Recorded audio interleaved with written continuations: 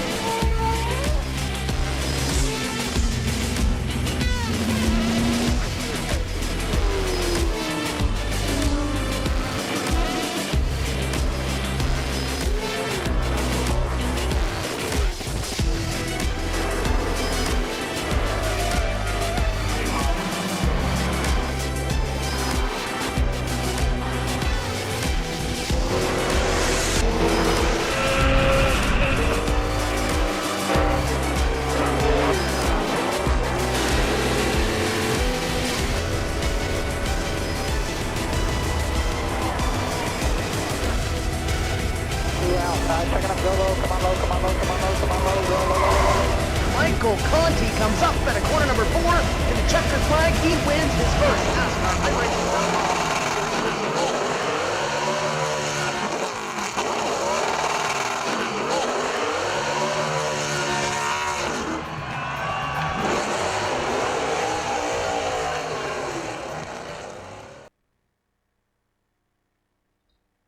The fifth round of the iRacing.com Pro Series of Road Racing takes us down under and to the Phillip Island Grand Prix circuit in Victoria, Australia. We're Vincent Yoni Backman and Jeremy Lakoska along for the ride, and we're going to bring you the entire qualifying session in just a couple of moments' time. This Phillip Island racetrack, like Silverstone last week, is very, very fast. They take turn 1, for example, 190 miles an hour, and these drivers once again will be full throttle for about 75 to 80% of the race lap. So 2.76 mile, 12 corner facility here. First opened in 1956. Qualifying is now underway, and these drivers are out for their first run around the racetrack, including Emil Spindel. We'll keep an eye on him. PJ Stergios, Sonny Tamala currently on the racetrack. Enzo Benito about to roll out of pit road, so we'll keep an eye on him as he will start his first lap as well. Yuni, I'm come to you first, however, and this track, quite simply, is just blisteringly fast.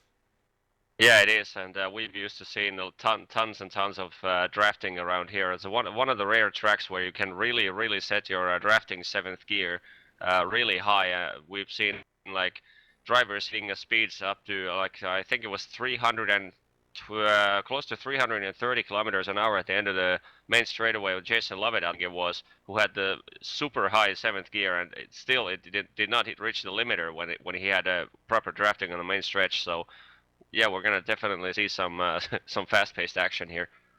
And we saw Indianapolis with Lovett especially just how well he is at getting that car to work in the draft. You got some tricky corners on this racetrack as well. Turn number 2, always a bit of a doggy coming from 7th gear, shifted down to about 3rd, 4th gear.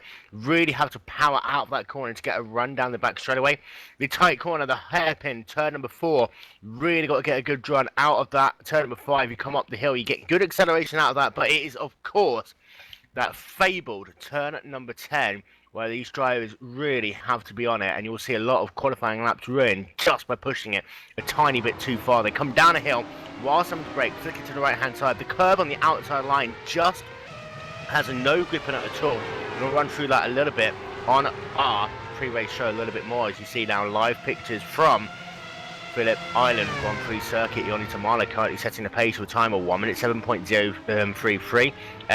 About a second, 10 to a second right ahead of PJ Stergios in second. We expect pole position, however, to be in the times of the 1 minute 6.5 perhaps region. I was pretty much on the money last week, so I'm going to say a 1 minute 6.6 with pole position here today.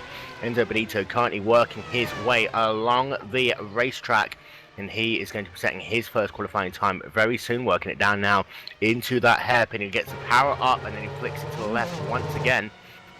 And Yoni, once again, you know, that last couple of corners, turn number 10 and 11, you know, you've really got to get good drive into 10, but then into turn 11 itself, you've got to be powerful on the throttle, but at the same time, you're going too hard. That car just wants to snap to the left-hand side. Yeah, that corner is one of the, like an anti-climax for this racetrack, because like you have fast corners where you really don't have any problems getting the power down, but that corner just simply disappears from under your rear tires, and at the same time you have to be as hard on the throttle as you can possibly get, because you never lift once you leave the turn 10, as David Corp is coming right here, exit of turn 10, and here's the turn 11, and you have to try to get the power down as fast as possible, because you never lift once you go through here before you reach turn 1. In fact, you won't really lift at all in turn 1 either, especially in qualifying trim as the call comes well. Start finish line, we'll see what his lap time is. It is going to be a 1 minute 6.861. That puts him in second position for the time being, just 1/100th of a second behind Richie Stanaway once again, setting the early pace in this qualifying session. Stanaway with time of 1 minute 6.851, so just 10/1000th of a second separating first and second position. Into Benito in third. He's the only other driver in the 1 minute 6s at the moment. Time 1 minute 6.959. I'm going to bring Jeremy in very quickly. The times out front once again very close. However, just 3 drivers currently in that 1 minute 6 bracket. Yeah, well, that's right. Top 3 right now very close, but I think we can see the others maybe run a better lap as we get later into this qualifying session to boost them up front.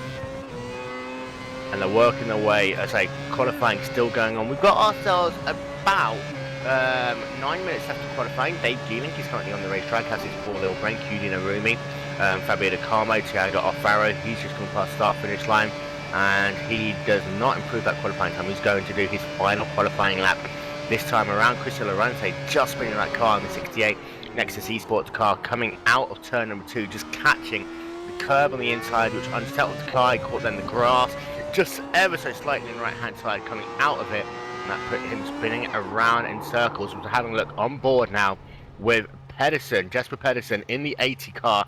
In fact, as he's just aborted his run there. Again, very, very loose for him as he was coming into turn, I believe that was turn number 9, and he just lost the back end of the car. In fact, he was actually coming up the hill, and Pedersen, unfortunately, is going to have to abandon that lap. So we're having a look now at Vasily Zaitev in the 75 car. Zaitev about halfway through the lap at the moment, and this is where things get really, really fast. He's working his way now.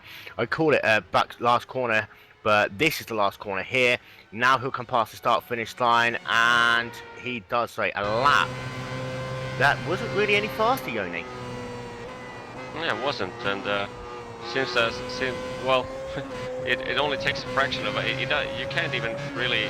I mean, the amount of error required on this racetrack to ruin the whole lap can be so small. It's like a fraction of a mistake of running over a curb or taking the wrong line that you can possibly probably you won't even see it. I mean, if you're spectating a lap, I mean, it can look like fast as hell, but it still ruins the whole lap. I mean, just missing the apex by an inch. That hairpin in turn number 4 especially, you've really got to brake late into that, but it's literally just about a 25-meter gap between being able to really nail the apex and just running wide. And I've done hundreds of laps around this racetrack this week, and really turn 4 for the hairpin, turn 2 and turn 10, really the 3 big places where you can make up time. You see Zaitev there, he's actually coming through turn number 9, and you will take that almost flat out in qualifying trim, and you then break it down as late as possible coming up the hill, and you know that turn number 9, you've got to be really harassing that car, but it tightens up right in the center of the apex. You've just got to do a tiny little lift, just get that car settled back down, but then get back under power, and then straighten the car up, braking down into turn number 10 as Zaitev starting a lap once again. We'll try and go on board with him, working his way through, and he does actually cancel that lap. Zaitev there is not going to do any more laps. He's at a 1 minute 17.265, and a disappointing qualifying there for Zaitev. Yeah, really. 11th place at the moment, and I'm pretty sure we're currently following Paul Ilbrink's lap, and I'm pretty sure Paul Ilbrink is not happy with the 25th position as it stands. But if Paul can get up to top 10, it means Vasily will be down in P12, and that's not the worst place, not the worst possible starting place. But yeah, I would have expected Vasily to be slightly more in the pace. Even though I have to say that it's very, very close in the top. Yeah, Ilbrink comes past, he goes 15th less than 1/100th of a second behind Simon Caton in the 57 car. Ilbrink looking as though he's going to try and do one more lap. He's on his last lap now. And Ilbrink there, his last top time was 6 tenths of a second faster than what he's been. But you have a look, and there are currently everyone from Jesper Pedersen in 10th all the way through to Paul Ilbrink in 15th, separated by less than 1/10th of a second on the racetrack. Jeremy, it's really close in that midfield battle once again, and you're talking inches on the racetrack separating drivers and moving up or down positions. Exactly, Will. You know, these times are so close right now that, you know, 0.2 of a second can dictate whether you start in 10th or 26th. You know, that's just the competitiveness of this field, though. You know, these drivers are all pro. They're trying to run for this World Championship next year, so we can kind of expect that competitive. And Modgar DT Philo on way from our screen sets the fastest time of the day. A 1 minute 6.843. Once again, less than 1/100th of a second behind Richie Stanaway. Sorry, ahead of Richie Stanaway.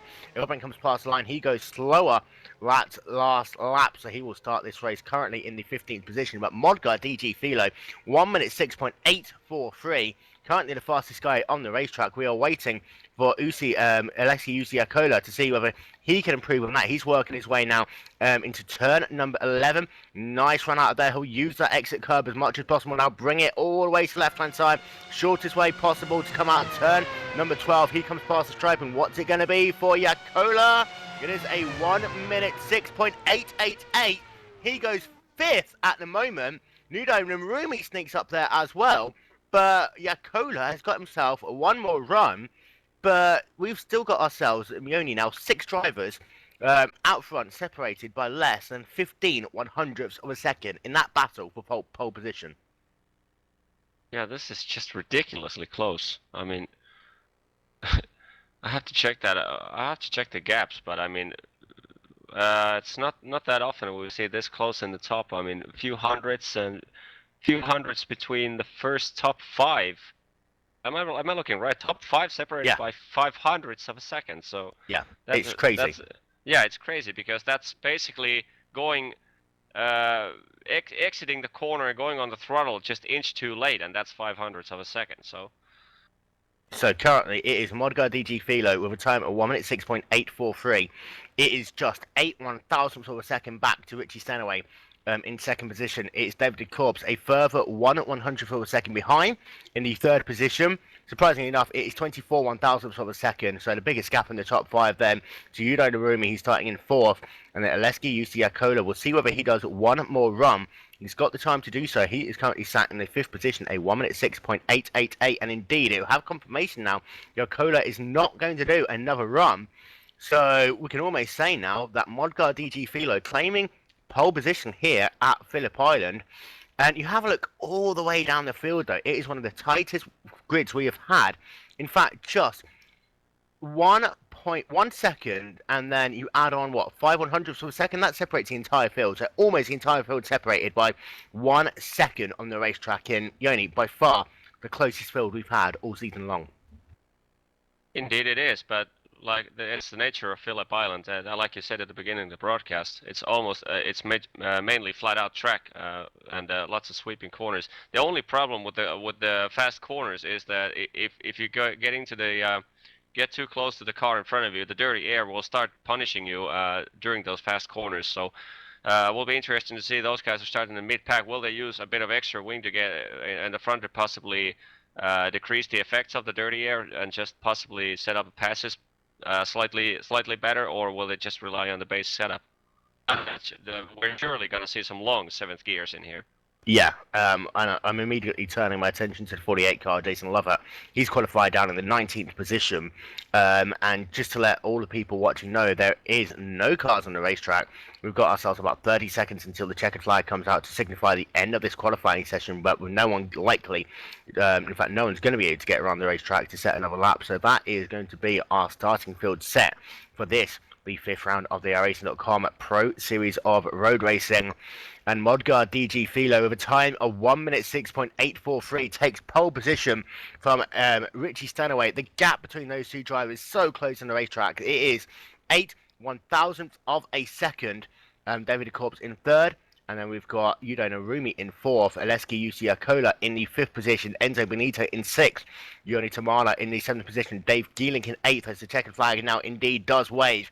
PJ Stergios in 9th, Christian Laurent in the 10th position, Jesper Pedersen 11th, Vasily Zaitov in 12th, Halko Dasso in the 13th position, Marcus Caton in 14th, Simon Cattell in 15th, Paul Ilbrank 16th, Piero Brizzo in 17th, Miguel Martin 18th, Jason Lovat 19th, Ken Leash in the 20th position. The rest of the times will be coming up on your screen momentarily.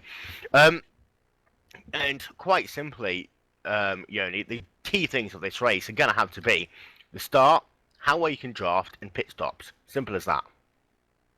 Indeed, and I would say the pit stops are the crucial part, because the pit road in here is narrow as you can pretty much get.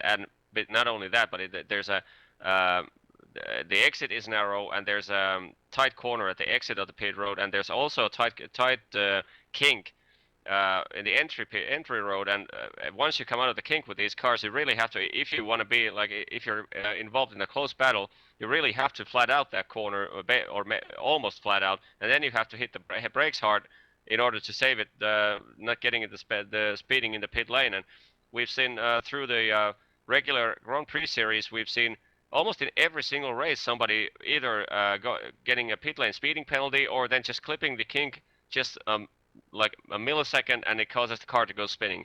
So that's the dangerous part.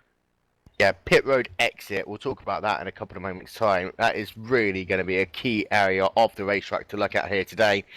And Jeremy, the separation of the field really does mean that these drivers are going to have to be patient here today. If they're that close in qualifying, then God knows how close they are going to be in the race. As Yoni was alluding to earlier, passing can be difficult, and these drivers are going to have to do something extraordinary to be able to make passes happen on this racetrack. Yeah, well, I was actually just rolling through the grid, and I noticed that every single driver, with the exception of the Emil Spindel in the 33, is within a second of the pole sitter's pace. And what that means is just one little mistake could have put you back in the pack, so whether you may be faster than the 15 drivers ahead of you, you're still going to have to use that patience to maneuver your way through. And as we know, these aren't stock cars. I find these cars to be a little bit more durable than the Indy car, but you can't just, be beating on drivers as you're working your way through the field. These cars don't have that kind of durability. Indeed, and don't forget, you can keep in contact with us on Facebook or Twitter or Racelong. Use the hashtag IRRoadPro. Alternatively, get in contact with us on Facebook. Use facebook.com/Glacier TV. And having a look through the point standings, things really have been shaken up the past couple of weeks. It was Uusi-Jaakkola leading the way until that moment at Indianapolis, which really, really changed this championship battle completely. It is currently Enzo Benito leading the way in the iRacing.com Pro Series of Road Racing, but that gap really has closed. In second position, it is Modgar DG Philo, let's not forget, finished ahead of Enzo Benito last time out. Emil Spindel in the third position tried to use strategy to his advantage at Silverstone. It went against him and cost him this championship lead.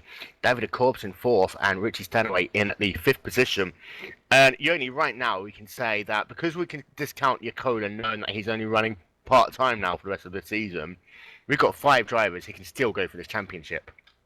Yeah, like we see in the starting grid right here, DG Philo, currently second in the championship, sits on pole, and pretty much the top 5 is Richie Stanaway again, and close to the top like he was in Silverstone. But the top 5 is pretty much. I think we could pretty much use like randomizer to pick up the starting grids for these top 5s. But we've seen the first 4 races in the Pro Series. We've seen the same names repeat in the first 3 rows of the grid. So no real surprise there. But the order is always random. It seems to be. And you have a look further down the field as well. There's that battle going on for the elusive 25th position. That's currently filled up by Halko Dasso in the 25th spot with I believe that is 36 points. 26th position is Vasily Zaitov, just 1 point behind. But you've got drivers like Samuel Lieber, Fabio Di Carmo, Rez Richards, and Max Alorco, who are just literally trying to score points, knowing that if they can get themselves nice, consistent finishes, they have a chance of perhaps making it into those top 25 drivers. But competition level really has increased these last couple of weeks, and it just shows that if you don't put it all into the car, you're not going to make that top 25. And even though we've only got 30 drivers in the series, 32 drivers even, there are going to be some disappointed faces at the moment, Yoni. Yeah, looking at Alexei Uusi-Jaakkola, the first 2 races, 2 times 50 points, he had 100 points, a clean sweep through the field, and then in the next race he was crashed out in the first lap, only got 2 points. So all of a sudden, from a clean sweep, he went from to almost share the top 3 were sharing the lead after Indianapolis. So even though like a clean sweep after 2 races and after 4 races in the 6th position, so anything can happen. And if like ends up, let's say, ends up Bonito, Morgadici, Philo, if they have in the start of the race, they wreck each other out, then they can find themselves in below top 5 after this race if all goes not so well for them. And Jeremy, you have a very interesting point about Emma Spindel. He's third in points, but wow. Yeah, he's third in points, only 15 points back of the leader Enzo Benito, who's actually starting 6th. And he is starting all the way back in 27th, so he's going to have to ease his way through there, but at the same time, use some aggressiveness to get up front, because, these guys up front aren't going to be waiting for him. And we have to say, Yoni, race starts have been, for the most part, clean in the Pro Series. However, at a track like this, you're going to have drivers probably about 175, 180 miles an hour on lap 1 down into turn number 1. Then that deep braking zone for turn 2, and then a long straightaway into turn 4. There could be some fireworks here today. Yeah, in a good way or a bad way. Either way, I'm pretty sure there's going to be fireworks in turn 1. I think everyone will survive that if they are willing to use common sense, and if they're forced to go too wide, which I'm pretty sure someone in the field is forced to go too wide. They can survive through that, and they will survive through that. But yeah, if not only that, but then we have the turn 2, which launches your way into the second straightaway, which leads us into the hairpin, and the hairpin is quite funny place around this racetrack. It doesn't matter what car you're in, the turn 4 always seems to provide entertainment. Indeed. And on that note, what we'll do is we'll step aside for a moment, and we're going to bring you this week's lap guide, which is brought to you by Marius Golombeck, driving in his car for once, because unfortunately Marius is away today. We'll be back in a moment.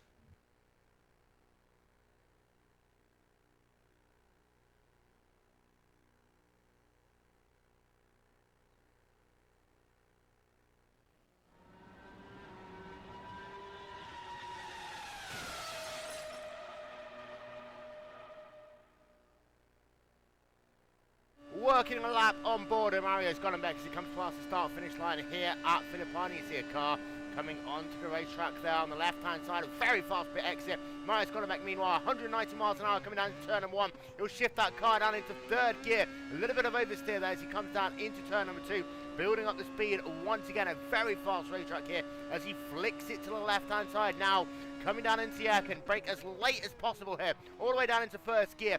Really having to work the wheel here, the tightest corner on the racetrack, a little bit of oversteer as he comes up back into 3rd gear, now down into 2nd. Once again, you want to get a good run out of here as you come up the hill, as you come into these sweeping bends, flicking it to the left-hand side, then to the right once again. This is possibly the 2 trickiest corners on the racetrack now. You enter it in 6th gear, you try to stay flat out as much as possible, then flick it all the way down to 1st gear. Once again, use that curve on the inside, not on the outside, because it's so slippery there. Then you've really got to ease onto the power as you're up into 5th gear before you come into the final corner. You take it 180 miles an hour almost.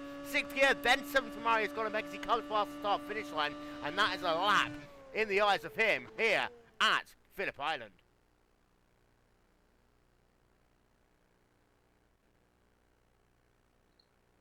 Welcome back to the iRacing.com Pro Series of Road Racing pre-race show on Glacier TV. Will Vincent, Yoli Backman and Jeremy Lacuska along for the ride. And just having a look, we've got ourselves a very strong field here today. For those of you who are just joining us, pretty much the entire field is separated by just one second on the racetrack. Really is looking as though it is going to be the closest race we have had all season long. We've got some interesting points, we talked about in the track guide. In my eyes, I keep on saying it's turn 2, turn 4, and turn 10. The 3 big points you can make up time here, Yoni. But passing-wise, you've really only got yourselves probably turn 4 and turn 5. Yeah, probably, but you have the turn 11 element here, which sometimes I mean you don't have to even like make a mistake in order to fail that corner. If the car behind you has a longer drafting gear, and we've actually seen quite a bit of overtakings happening. Well, not necessarily into turn 1, but good runs into turn 1, and more sometimes leading into overtaking in turn 2, and it is possible, but I'm not sure.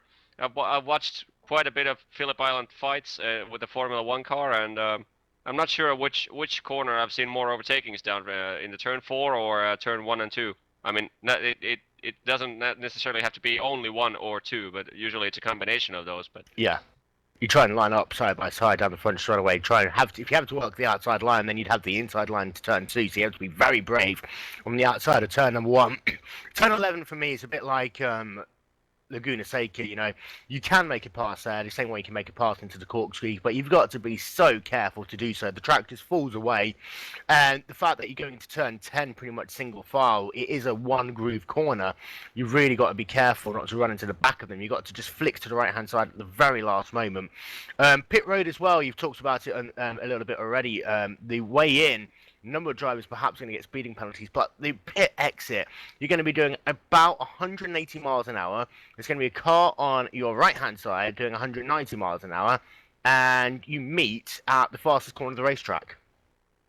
Yeah, not only that, but the car exiting the pits is going to be on the outside groove, which is normally where the car on the fast lap or on the racing groove already tends to float into.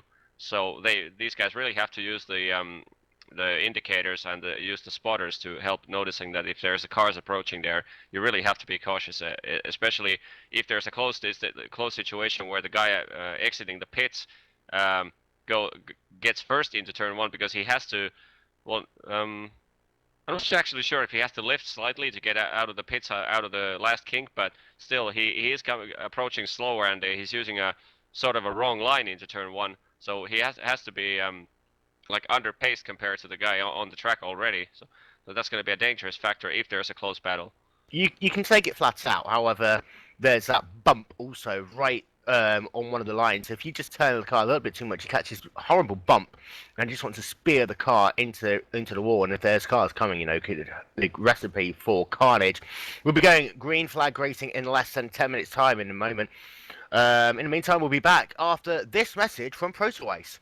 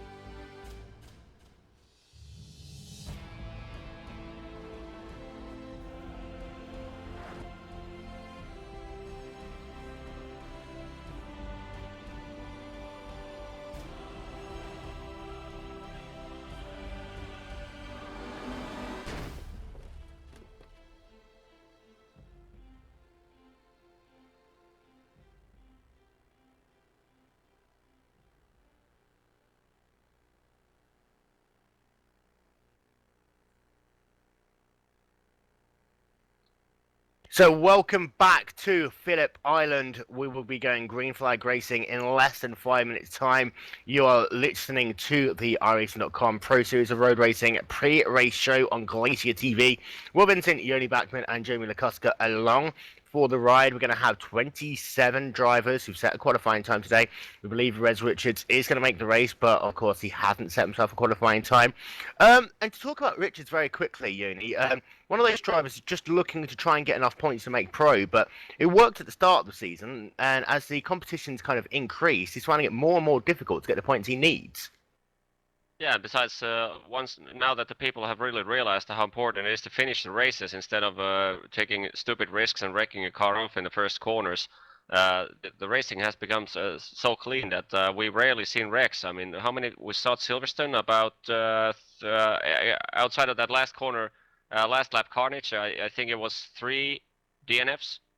Yeah, Two cars in the opening lap and Dave Geeling having crashed at the Beckett's, but outside of that, we rarely saw cars going off tracks.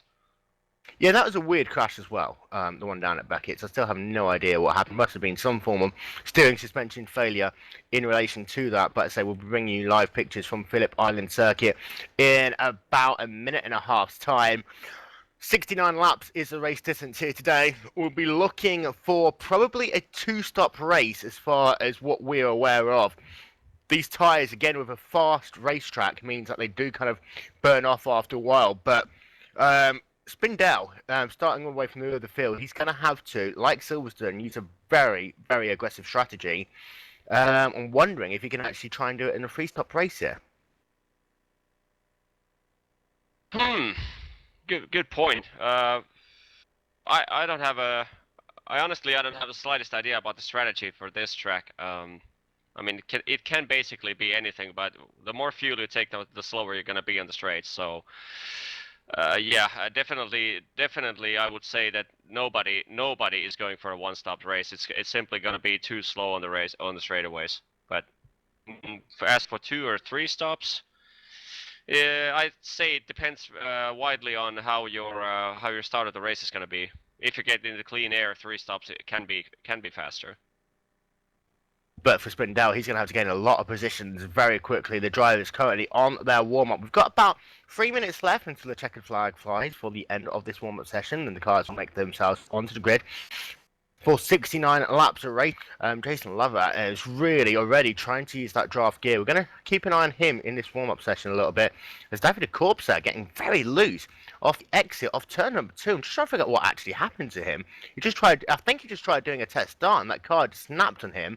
Wasn't aware of just how short that first gear was, and it turned around on him. We'll be bringing you pictures, as I say, from Phillip Island in a couple of seconds' time. In the meantime, however, these cars are circulating on the racetrack. Just a couple of drivers have set themselves a time at the moment. Ryan Terpstra, Uusi-Jaakkola, Yudai Narumi, and Miguel Martin have all set themselves a qualifying time. A warm-up time. But from the qualifying, when you literally are gang-ho the entire race, Jeremy, racing, as you know, is always a completely different prospect. Yep, it is, Will, and a lot of these drivers may not be the best qualifiers. Obviously they're good racers because they do have this pro license. But, with that being said, Emil Spindel, who we brought up earlier, is starting 27th. He's really going to have to muscle his way through the field. Yeah, and we'll keep an eye on the progress of Emil Spindel starting this race from the 27th position. Indeed, Wes Richards is the only driver who didn't qualify. For those of you who are just joining us, the entire field was separated by just a smidgen over 1 second. As we are now bringing you live pictures from the Phillip Island Grand Prix circuit, set in Victoria, Australia, and Jeremy was actually a bit surprised earlier when it was actually an island that they are racing on. And in fact, Miguel Martin there, coming down into pit road, just got rear-ended by Uusi-Jaakkola. We'll try and get ourselves a quick replay of that, but Jaakkola coming onto pit road, I think he just ran into the rear there of Miguel Martin's 79 car. And pit road, as you're just alluding to there, Yoni, it's going to be a very tough place here today.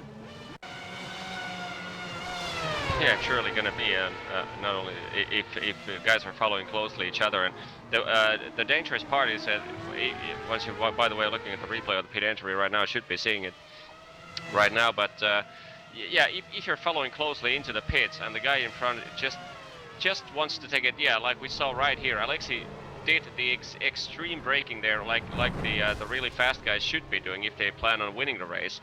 But that can happen if the guy in front is not cautious. I mean, you really have to put it all on the line. That can easily lose you more than a second if you just fail that pit entry. Like, well, not fail pit entry, but take an extra, just slightly too cautious pit entry, and the car behind you doesn't. That's what can happen. And that's what has happened previously. And the Czech flag has waved. Warm-up is over. The car is going to be making their way to the grid for 69 laps of racing here in Australia. To run through your top 10 drivers one more time, it is Modgar GT Philo who'll be starting this race from the pole position at a time of 1 minute 6.843. Richie Stanaway, the winner last time out at Silverstone, will line up alongside him in row number 1. David Akorb, Yudai Narumi lining up in row 2. Valeski Uusi-Jaakkola, Enzo Benito in the 3rd row. Yoni Tamara and Dave Gielink in row number 4. PJ Stergios and Christian Laurent rounding out your top 10.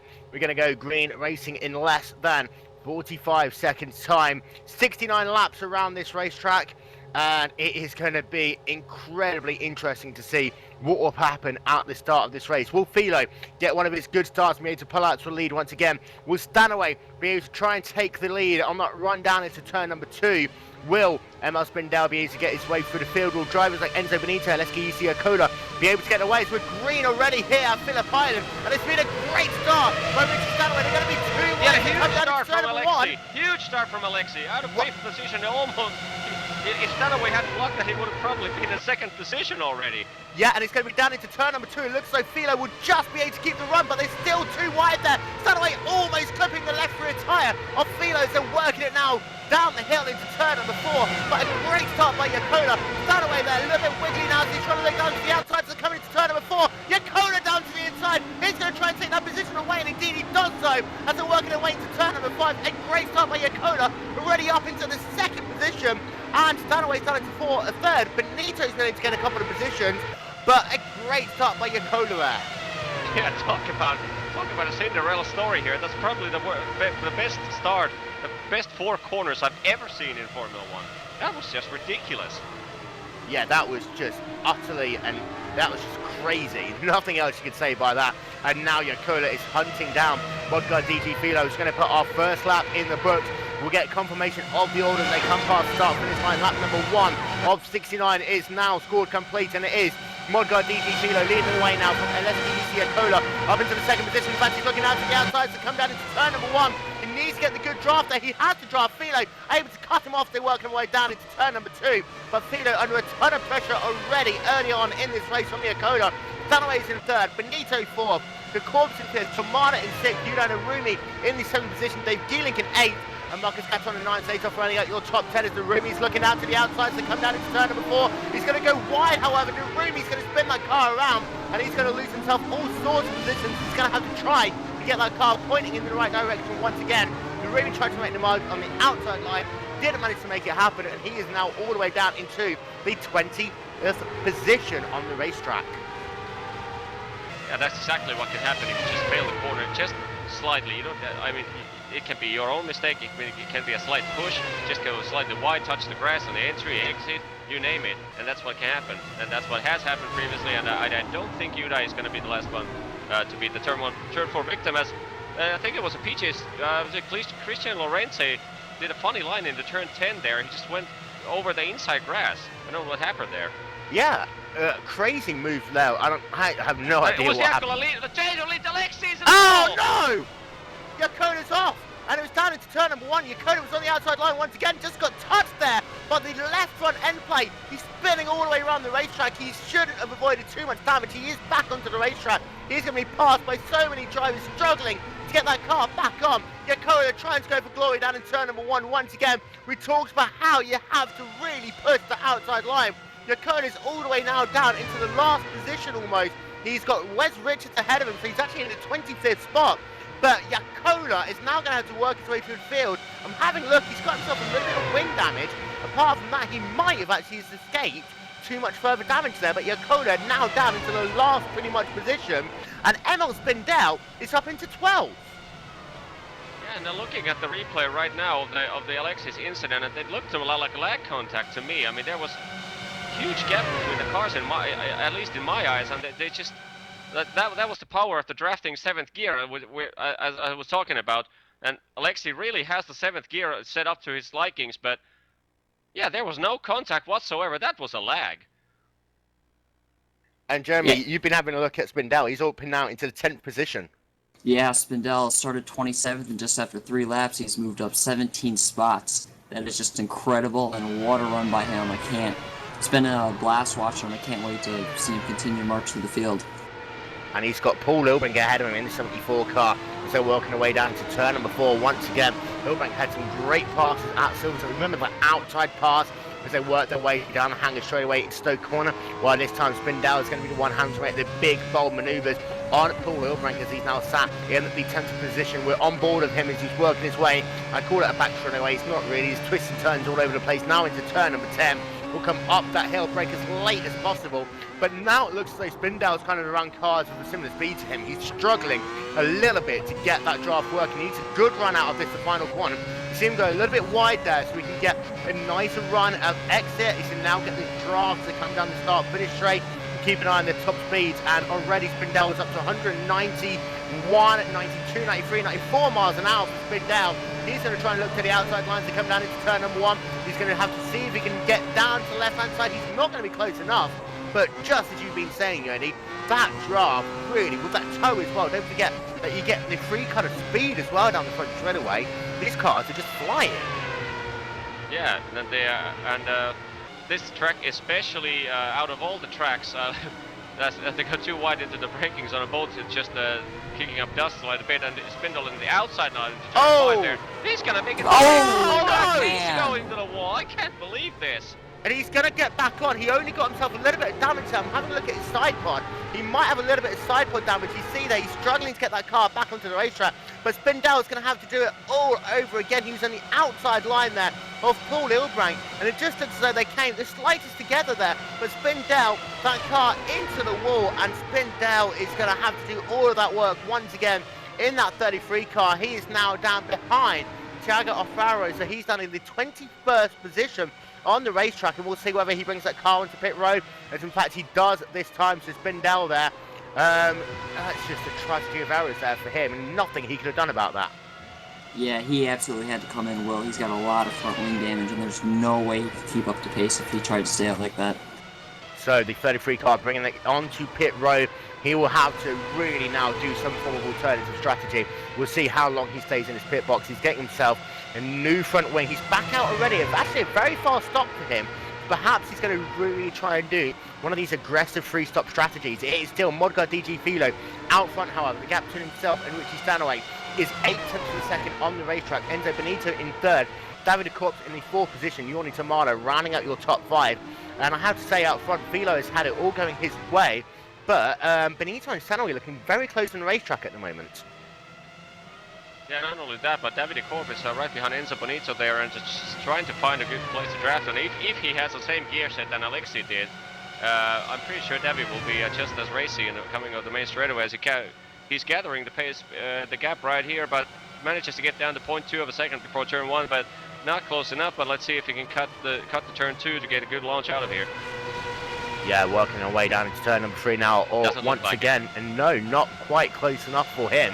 Some good battles going on the racetrack, as we've seen, but we're kind of in that dirty air now. The tyres are warmed up, so you've really got to work for your passes a lot more. We did see that a little bit with Spindel, how now once he got behind Paul Ilbrink, a car of slightly similar, more speed to him, who's really having to make some big manoeuvres and just try and get past. He wasn't able to breeze past like he did at the start of the race. Caton is working very closely though with Vasily Zaitov. This is a battle for 7th and 8th positions on the racetrack. Caton about 7 tenths of a second behind. You just saw that. Zaitov really kicking up smoke, dust even as they came into turn number 10. That allowed Caton to close that gap just a little bit. Zaitov actually a little bit rugged through turn number 10 as well.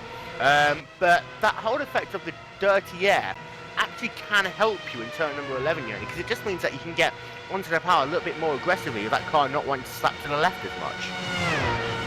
Yeah, but at the same time, you really want to be cautious not to overgo on the throttle, because once you start going wide, you have to lift even more than that to avoid the sand trap. So it's a two-sided coin again. So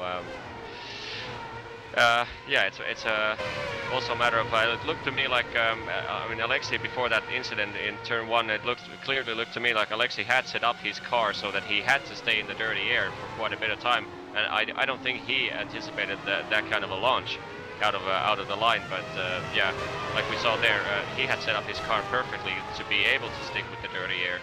And if you haven't, if you're relying on the basic like a clean air setup, that can be like devastating trying to get a good run out of turn 11. But yeah, it's possible.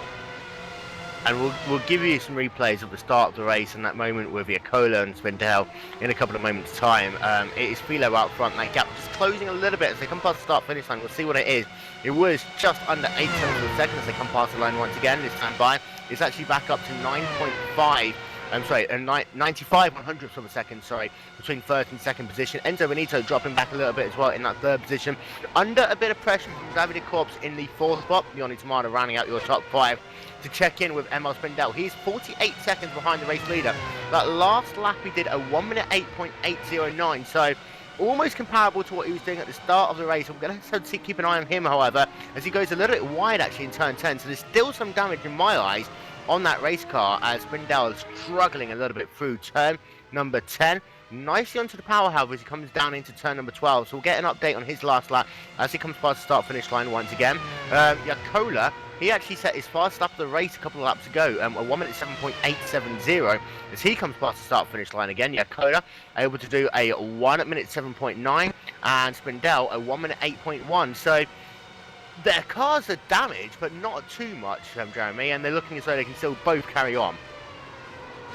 Yeah, these Formula 1 cars, they can replace a lot of the parts on them as far as the front and rear wing goes. So a lot of the times, if you just got a little front wing damage, just, get a new wing, you get right back going again. Yeah, now Alexei Uusi-Jaakkola actually was the fastest car in the whole racetrack last time around. Mogar DG Philo in the lead did 108.17, so it was good 0.2 of a second faster. Alexei was, that is, in the last lap. So Alexei is really flying, and doesn't look like there was any damage at all. And he just really has to get the power down now. But yeah, I mean, even though he is currently in the 24th position, currently looking at his pace, he is surely going to fly. Going to stick with him a few moments here on the screen, but considering his pace, he's surely going to be able to. I would bet top 15 at least, and if he doesn't manages to do a couple of good pit stops, I would say the top 10 would be possible. And for Emil Spindel as well, his last lap of 1 minute 8.054. You compare that to the lap on Modgar DG Philo. Modgar DG Philo's last lap of 1 minute 8.1, so technically Spindel is faster on the racetrack as well than your race leader Modgar DG Philo. So what we're setting ourselves up for at the moment are two of the best drivers, two drivers we're pretty much certain are going to be in the 2013 iRacing.com Grand Prix World Championship Series, having to charge their way through the field. Strategies, they're going to have to work through that as well. There's so much they're going to have to work through, but we'll keep an eye on both of those drivers as Emil Spindel has got to close himself out at 23 seconds to Wes Richards, who's currently running in the 21st position. I actually see, I can't remember if that's Thiago Alfaro or Ryan Terpstra, one of them, just losing a ton of positions. There's so much dust being kicked up on this racetrack, it's very difficult to keep an eye on exactly what is going on. But I'll tell you what, Halko Dassa and Paul Ilbrandt are having a nice little battle now in 9th and 10th position on the racetrack. We saw Ilbrandt was very good at defending, but if he needs to, he can charge as well as he's closing down Simon Caton and Vasily Zaitov in that battle for 7th and 8th positions on the racetrack. And I have to say, Jeremy, that Ilbrandt looking very strong here once again early on that Radicals car. Yeah, Ilbrandt actually started 16th, but avoided a lot of the first lap trouble. I know PJ Stergios made a quick spin through the gravel trap. It was either in turns 3 or 4 at the start. But, he's also worked his way through the field, and he's up to P9 so far. And behind him, I say, Halko Dassa is currently running in the 10th position. The gap between those two drivers, less than a second on the racetrack. In fact, Halko Dassa losing a little bit of speed there to Paul Ilbrandt that last time by a full 10.5 of a second slower than the 74 car. Simon Caton still putting that pressure on Vasily Zaitov. He's got that gap down to just 0.6 of a second. Ahead of them, we've got Enzo Benito and Davide Corp still battling for the third spot. And you've been keeping an eye on this, and De Corp's looking very strong in the middle part of this first run. Yeah, he is, but the only problem with the Corpse is that he's unable to get the power down where he should. I mean, to set up a pass in the turn 2 or turn 11, turns 10 and 11, as we're coming into the turn 10 hairpin right here. Enzo diving in, and Davide Corpse closely behind it, but now, as Enzo Benito gets the power down here, you can clearly see Davide Corpse is running slightly wider line again, and he has to back off just an inch on the throttle, and again loses the valuable few tenths of a second that he would need to close up the gap in order to set up a pass into turn 1 or into turn 4 via turn 2. Yeah, and the Corpse is 196 miles an hour coming down into turn number 1. You compare that to Enzo Benito, who's only doing about 192 as he swung that car to the right hand side. So full 4 miles an hour faster was the Corpse, and if he can get that power down, I think actually he's losing that time more in turn number 10. As you saw, he was really struggling to get that car to turn around that left-hander before he break down into turn number 11. I think he just needs to sort out the middle part of his lap at the moment, because first sector, he really is a lot faster, and he gets a good run out of turn number 2. We'll keep an eye, it's a big wiggle there for the Corpse actually coming out, and that's what's really hurting him. He'll lose momentum all the way down this back straightaway. As they come up the hill once again into turn number 10, you just see that car struggling to get all the way to the left, but it settles down nicely into 11. He gets a good run through 11 this time, and we'll see whether he can get the power down.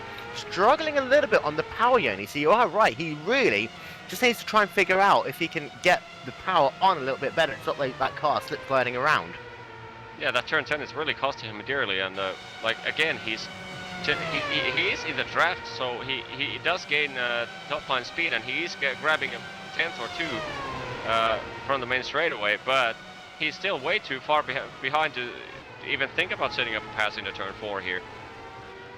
And Jeremy, this is when the frustration kicks in, the Corpse can just see himself not gaining, not losing anything to Benito at all, and this is when he'll probably start trying to eke out those braking zones as much as possible, trying to get on the power a tiny bit earlier, but there's such a fine line between being fast and just completely teetotaling your car that the Corpse, for the most part, has just got to try and stay careful until that first pit stop.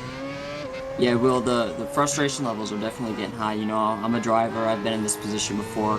What he needs to do right now is just make sure, he doesn't do anything out of this world to try and get that third spot. He's still running fourth, which is well acceptable. He just needs to make sure he keeps it on the tracks, doesn't go for a spin or anything, otherwise he can take himself, even out of contention for a top 5 or podium.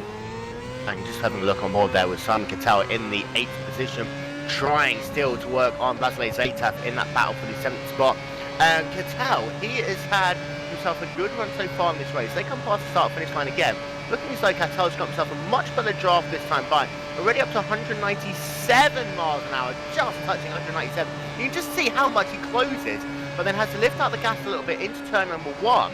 And a little bit of a wiggle actually from Zaitsev as it came out turn 2, but Caton decides that he's going to play follow the leader a little bit there, have a little bit of a wiggle himself, and that cost him a chance to make a run as they come down into turn number 4. But Caton's car really looking a bit skirtish on the racetrack at the moment. Yeah, you really have to brake the car, force the car to turn into the corner when you're that close behind the other car. Maybe just some drivers I saw in the practice sessions yesterday. Some drivers tend to even when they're close to the dirty air, even though touching the inside curb would not be like the best way to do it in a clean air. But if you tend on getting the car rotated, as you see again, Simon can tell slightly overspeeding again, of course, but dirty air also being affected in turn 10 there. But some of them like to just clip the inside curb slightly to rotate the car that extra bit more. Of course, it makes the car very unstable, but it helps the car to rotate. 16 laps going to be scored complete this time by, it is Modguy DG Philo with a 1.1 second gap now over Richie Stanaway in that battle for the first position. Gap between Stanaway and Benito is 1.5 seconds, with Davide Corp's just 3 tenths further back on the racetrack in the 4th position. Yoni Tamala in the 5th spot, Marcus Caton in 6th, Vasily Zaitsev and Simon Caton, we talked about them. They are in 7th and 8th positions respectively. Paul Ilbrink actually now caught up to rear of that train in 8th. in 9th even, and Halkadasse in the 10th position. Lost contact now with Paul Ilbrandt in that battle for the 9th position. And it'll be interesting to see whether Ilbrandt makes a big move like he did at Silverstone last week. We saw just how good he can be when he's running on that outside line, but he's got a little bit more work to do before he can really close up to the rear of Sam Caton. What he's hoping for is that he can pick these drivers off one at a time. Maybe Caton makes a mistake, he can breeze past him and then try and work on Wesley Zaytoff instead. And you get a different mentality when you kind of like 3rd, 4th in line. There's a gaggle of cars ahead of you, Jeremy. You just got to really pick him off one by one rather than just trying to go for glory. Yeah, you do. And I was actually just looking at the results, and it looks like Emil Spindel, who came in here 3rd in points, remember, he actually got spun, had that front wing damage and got replaced, but he's actually retired from the race. So no matter what the end result is, it's actually going to be a huge points hit for him. And for Ulbrink at the moment, so he's running in that 9th position. And checking in on Emil Spindel, he is, I believe actually, Spindel is out of the race now. And he's classified 4 laps down. So something's happened to Emil Spindel. I'm just trying to figure out, see what happened to him. And it was, hugely disappointing. And Jeremy, just that moment down in turn number 4, he got that car off the racetrack and just completely lost it.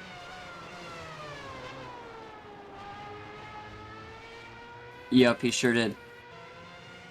And checking in on Jaakkola as well. Jaakkola is currently still circulating, I believe, on the racetrack. In fact, Jaakkola, his last lap, he's come past the start-finish line once again, is a 1 minute 7.649. Jaakkola still flying. And really, Jaakola's got the fastest car on the racetrack right now.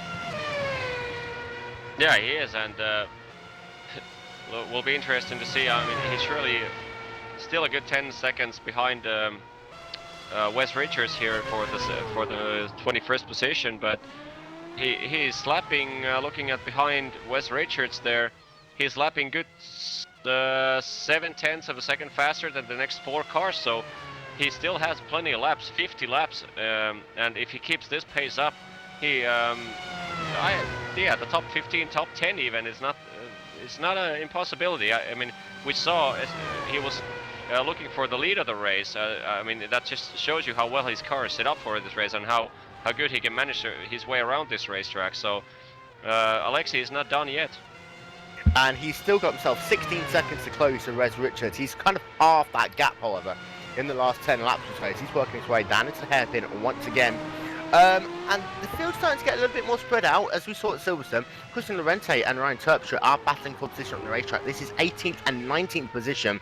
And both Terpstra and Lorente's car have really been struggling here today.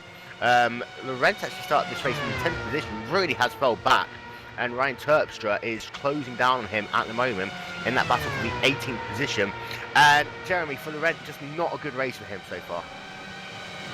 No, it really hasn't. Well, you know, he's running 19th behind Laurent, as you said, but it looks like he was going to make the pass that one turn, and just overdrove it a little and slowed up the track. But this is a good battle going on right now, and we'll see what he can make of it. And Yoni, one of the things we haven't talked about on this racetrack is especially turn 2, and you also see the same in turn 10 and 11. If you go off the track, it's a bit like Watkins in a way that all of these corners are ever so slightly banked. You go off and it's very difficult to get that car back on the racetrack without losing a ton of time. We saw that with Jaakkola, we saw that with Spindel. You've really got to keep that stuff from the grey stuff here, because if you go off, really you're losing yourself, 10-15 seconds in the blink of an eye. Yeah, not only that, you can lose the entire race on the blink of an eye, because once you dedicate yourself with a racing speed through that turn 2, and you go slightly wide, if you clip the braking zone, the sand trap is slightly on the outside once you go on the brakes, or just carry too much speed into the corner, go slightly wide, and if you hit that outside gravel trap, the speed you're carrying through there is just insane, and you don't have any idea really. Even if you're in the car, you really have no idea how fast you're going before you touch that grass. And once you touch the grass, it's not banked upside, it's banked downwards. So that really sends you pretty much 95% of the time. It sends you to the barricades. And let's talk about Spindel one more time. That retirement for him really is going to cost him perhaps a chance to actually go for the championship. Of course, these drivers can have one drop week, so their lowest point scoring position will be just thrown away and discarded. They will take their best 8 races of the season, and for Spindel now, it's a case of no more mistakes if he's going to try and win this championship. But he was really having a great race up until that first incident, and then I think afterwards his heart might not have been in it.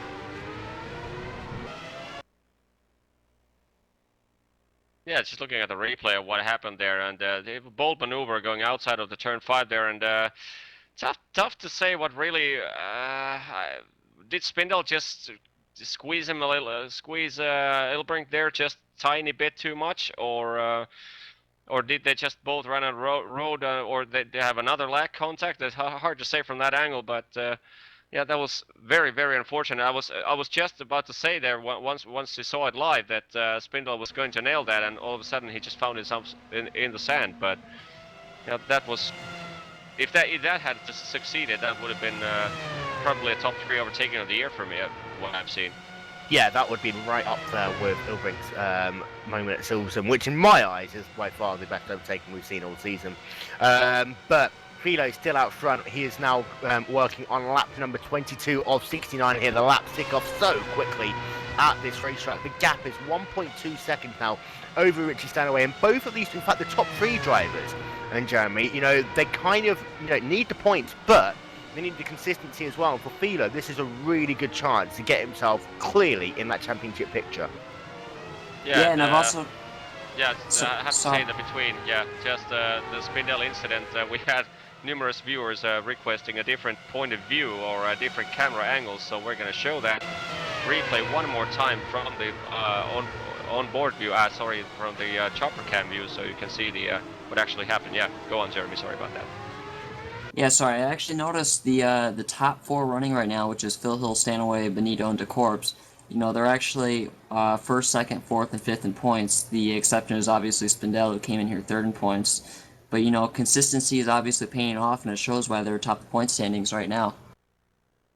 And we've talked about coming into this race that those 5 drivers were the ones who we thought could have the chance for championship glory. And for Spindel, that's really going to throw a spanner in his works. But Philo, like Stanaway did last week, he's really stepping up to the plate now. And he's not put a wheel wrong all race. Yes, Stanaway had perhaps a better start than him. Yes, Jaakkola had a really good start, but Philo was able to keep that first position, and that's a key thing that matters. Indeed, but it clearly looked to me like, especially when Uusi-Jaakkola was right behind Philo, that Philo's car is set up for clean air only, and Alexi's car was set up to be in the traffic because Philo simply ran out of gears there. Yeah, and I think that if Philo, was stuck in dirty air right now, he would probably be struggling. And I think that's a gamble that he took, qualifying on pole position, knowing how difficult overtaking can be in this series. He knew that he had to lead this race from the front, and we'll try and get a replay of the start in our post-race show to really take you through it step by step. But for Philo, he is now working on lap number 24. Lap traffic ahead of him. He's going to breeze past him. That was Ken Elise there, currently working down in the 23rd position. And we're going to have ourselves a little bit of a Twitter poll. Don't forget you can use the hashtag IRRoadPro. That is IRRoadPro. In fact, we'll put it up on Facebook as well momentarily. Where do you think that Uusi-Jaakkola will finish this race? Your options are top 5, top 10, top 15. And Yoni, I have to say right now, he could definitely get into the top 10. He'll struggle in my mind, however, to really get into the top 5, just because they're still separated by less than 10 seconds on the racetrack. Indeed, and by the way, as we're speaking, the pit lane roulette has started here. At least Yudai Narumi, Xavier Busums, Miguel Martin, Joao Cardoso have done their first round of pit stops. Vasily Zaitov also slightly earlier did his first pit stop. Orfao has done his pit stop, so yeah, the first sequence has started. And by the way, speaking of pit stops, Uusi-Jaakkola has also done his pit stop, and will be interesting to see if he had some minor damage there, if he managed to get it fixed or not. But like something to do with front wings or something didn't bother his pace that much. But still. Uusi-Jaakkola has now done his first pit stop and is 17th position right now. Of course, that having to do with the fact that some guys still have not made their pit stop. Some guys, well, not only two. One guy has stopped twice and called it a day. But yeah. Just want to point out that Davey DeCorps and Enzo Benito just made their pit stops, and DeCorps, who was fighting Benito for that third spot but wasn't quite able to get it, almost beat him out, but just missed it by about a car length. And pit stops here, you know, it's going to be so critical getting in. We saw it in the warm-up, a couple of drivers getting very close to each other. And this is really one of those tracks, Shoni, where you want to enter pit road by yourself, because you're coming in, you know, even half a second behind another driver, that can really compromise your pit entry. Yeah, it can, like we saw in the warm-up and like we talked in the pre-race, that as by the way, the top two guys are now pitting.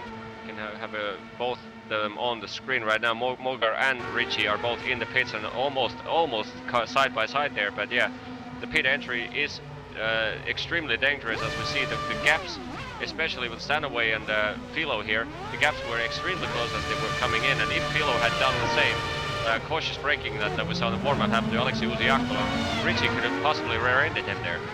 Stanaway actually beat... yeah, Stanaway beat Philo in the pit lane.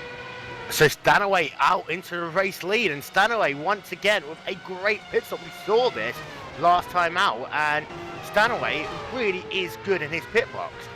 Philo's struggling a little bit, and that is really now going to change this race once again. Stanaway in the 72 car, actually, he's got himself about a 1.5 second gap over my guy DG Philo.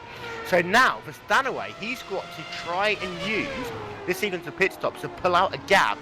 They've got no one between them, as by my watch, on the racetrack. So we'll see now whether Philo's car is set up to work in traffic, as it's already seemed to struggle a little bit there in turn number 5, as he couldn't get onto the power as early as he wanted. And Inyoni, this is the thing, however, perhaps Philo took himself a little bit more fuel in that pit stop to try and make sure he can pit by himself that second stop, because, you know, when you've got the pressure of coming onto pit road with someone right behind you, it does always throw you off a tiny little bit. Philo, however, is going to be classified second once his pit stop's all shaking himself out. Richie Stanaway will be our race leader once again, the second race in a row. Yeah, and now things get interesting, because now not only if Philo has more fuel than Richie has, Richie's outlap is, by the way, 1.4 seconds faster than Philo's lap is, but not 1.1 second out of that, it has something to do with the time they spend in the box, but still a good 0.4 of a second faster lap time outlap for Richie Stanaway. But now if he has less fuel, Richie's able to fly a bit faster, but it also will be interesting to see if Mogar Philo gets into dirty air of some car. It doesn't have to be Richie, but any car. It will be interesting to see how well he's able to cope with the traffic. So we are working away on our first sequence of pit stops of the day, and it is Richie Stanaway now our race leader. Modgar DT Philo 2.1 seconds back with Enzo Benito in third, David DeCorps in fourth, Yoni Tomato rounding out your top 5. So really it's just the first two positions that changed. DeCorps wasn't able to make anything up on Benito in that first round of pit stops. And I'd say that's going to be disappointing there, Jeremy, for DeCorps, because he's been as fast as, if not a little bit faster than Benito, just been stuck on his rear wing all race long. Yeah, now we're in an interesting position here, because David DeCorps on your screen is now hounding for Enzo Benito, and now he got the best run probably on the whole race. The problem with that is Enzo Benito now has a car in front of him, which in turn gives him a draft. So yeah, David DeCorps is able to close the gap, but not as much as he would have wanted to. Now we're coming to turn 4. He has the best run probably the whole race here, and will he try to utilize it? No, he won't. But this is somewhat disappointing for David, because now the first time he ever has a good run, it's going to be taken away by the fact that the car in front also has a draft. Yeah, and that car's not going to go away, because it is Modgar DG Philo, who's been very slow since that first pit stop. He has fallen really now into the clutches of Enzo Benito and David DeCorps in what is a three-way battle now for second, third and fourth position on the racetrack.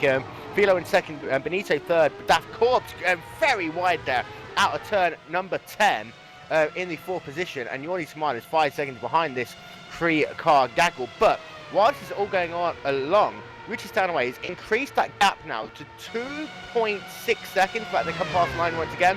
It is now up to 3 seconds on the racetrack. Stanaway is just driving away all of a sudden. Yeah, and it's not about driving away. Philo's lap times have slowed dramatically. He's doing 108.5s. Richie Stanaway's lap was 108 flat. And compare that to, for example, Uusi-Jaakkola, who's doing consistent 108 flats or high 107s. So Richie's pace is respectable, but Philo is just going slowly. Yeah, and we'll keep an eye out on Jaakkola as well. He's currently circulating in the 20th position. He's only got himself a 5-second gap now to Res Richard in the 19th position.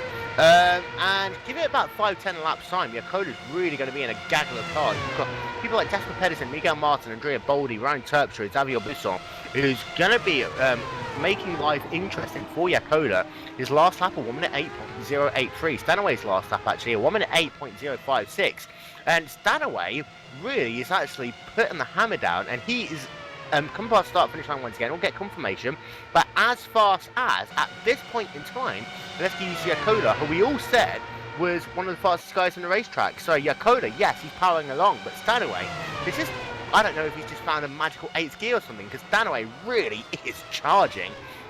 Philo in second, been able to bridge that gap just a tiny bit to Enzo Benito in third. Of course, Benito still having David Corpse right behind him in that battle for the third position. And I think what the Corpse and Philo both need is for these two drivers to continue to battle it out. The Corpse looking down to the inside, down into the hairpin once again. And if Philo can just pull away a little bit, that will make life a lot easier for David Corpse, as he's clearly faster at this point in the race. But Jeremy, we've still got ourselves a long way to go as we're working on lap 30 of 69. Yeah, we're not even halfway through yet, but I'm really starting to wonder, you know, maybe if Stanaway was the faster car the entire race, he just couldn't get by him because of the aero. Or Yoni, do you think maybe he's possibly falling off now, but by trying to get too much out of the car, you know, trying to get that lead back? Might be. I mean, I'm pretty sure Stanaway was faster than Philo. They just got stuck behind him there. And but as I'm looking at the battle right now between Benito, De Corp, and Philo, I have a pretty good theory of why David De Corp is all of a sudden been able to stick behind Enzo Benito coming out of the turn 10 and 11 all of a sudden. I think the main reason is because Enzo's car, once he gets closer to Philo's car, Enzo's car is pushing more than David De Corp's car, so David is able to actually get run out of turn 11 because of that fact that Enzo is struggling out of turn 10 and 11. You can clearly see it every single lap. Get out to Yoni, sorry, down into turn number 2, Yudai Narumi, a freeway battle, and PJ Stergios looking down to the inside of Hal Pinot, and Pinot getting a little bit wide of the exit of this corner. This is battle for 9th, 10th, and 11th position on the racetrack, and PJ Stergios is so close behind him now as they come down to turn number 4. He's going to try the outside line that Narumi tried earlier on. Will he make it stick? In fact, almost making it work there. But now Pinot will have the outside line as they come down into turn number 5. Stergios still working on the inside line. Who's he going to be? It looks like Stergios. Is they going to stay too wide coming up the hill? Surely not. But this is a great battle on the racetrack, and Stergios nowhere putting the hammer down. Now Narumi coming into play as well as we're working our way down into turn number 11. Look out, guys. And Narumi almost passed. PJ almost had that spot. The main thing was just to stay alongside the car ahead of him. But, you know, that's a lot easier said than done, especially when you're taking a longer distance around the track. And Pinot's just amazing there on that outside line. Turn number 5, got onto the gas, picture perfect there. And now Narumi's looking down to the inside, coming down into turn number 1. Stergios on the outside line once again, and Narumi almost running into the rear there of Stergios. He gets a little bit unsighted coming down into turn number 2. Narumi wasn't able to capitalise because he had to lift off the gas a little bit, but now Narumi, once again, as Stergios goes wide, is right behind him, and I don't think Stergios' car was turning a little bit now. Now Narumi's going to look down to the inside, and they always touch, they do touch once again, as they got cars swarming on the outside line. Who is that? But he's just somehow coming to the picture, and that was Jasper Pedersen, who's just been able to get himself past Yudai Narumi. Yeah, I think that was a pretty dirty move by Stergios there. Last minute closed the door, and Narumi was so close that he didn't have time to react. And I think I've seen a little bit of front wing damage for Narumi's car now. Yeah, indeed. Front wing damage to Narumi's car, and also I believe there's a little bit of front wing damage to PJ Stergios' car. Is also really challenging PJ there. Yeah, and I think there's a little bit of damage actually to PJ's car. That's what's made him slower, because he's almost running to the rear of Pinot's car a lap ago. And this is now going to make life very easy for Pedersen as they come past the start-finish line once again. You can just see how close he's looking down to the inside line. He'll probably complete this by the time they're coming into turn 1. In fact, he does. You see Pedersen there just sweeping past PJ Stergios, and Pedersen in that last 2 laps has gained himself 2 positions, and now he's going to be on the charge of Alpino in that battle for the 10th position. And it all went wrong, I think, there. Stergios. And Davide Corp in the third. Davide Corp in the third, and those 2 wide going into turn 9. Oh, damn. And Benito lifts off, and now, in fact, Benito gets a good drive there out of turn number 11. So this is going to be interesting as they're working their way now into turn number 12. And Benito losing that position to Davide Corp, but it's not going to give it up too easily. He's going to be back on the attack immediately at the halfway point almost of this race. Things really kicking up a gear here at Phillip Island Grand Prix Circuit. You're watching round number 5 of the iRacing.com Pro Series of Road Racing. Benito very close to coming into turn number 2. Will he try and flick it to the left-hand side? Not going to be close enough. In fact, yes, he is going to be, because of the fact they just saw the Corp running very wide and almost putting that car into the wall. And this looks like a good puzzle here, because now Enzo has a dirty air, Davide Corp's does not. But it looks like Davide Corp's gears are slightly too long to be in a clean air. So now Enzo is looking racier behind David than he did in front of David. But now David doesn't have anyone to draft from, so that kind of gave a breathing space there for Mogarfilo. Yeah, and the gap between the Corp and Philo is now almost 3 seconds on the racetrack. Now that the Corpse has passed, we'll see whether or not he can close that gap to the rear of the 62 car of Modguard DG Philo.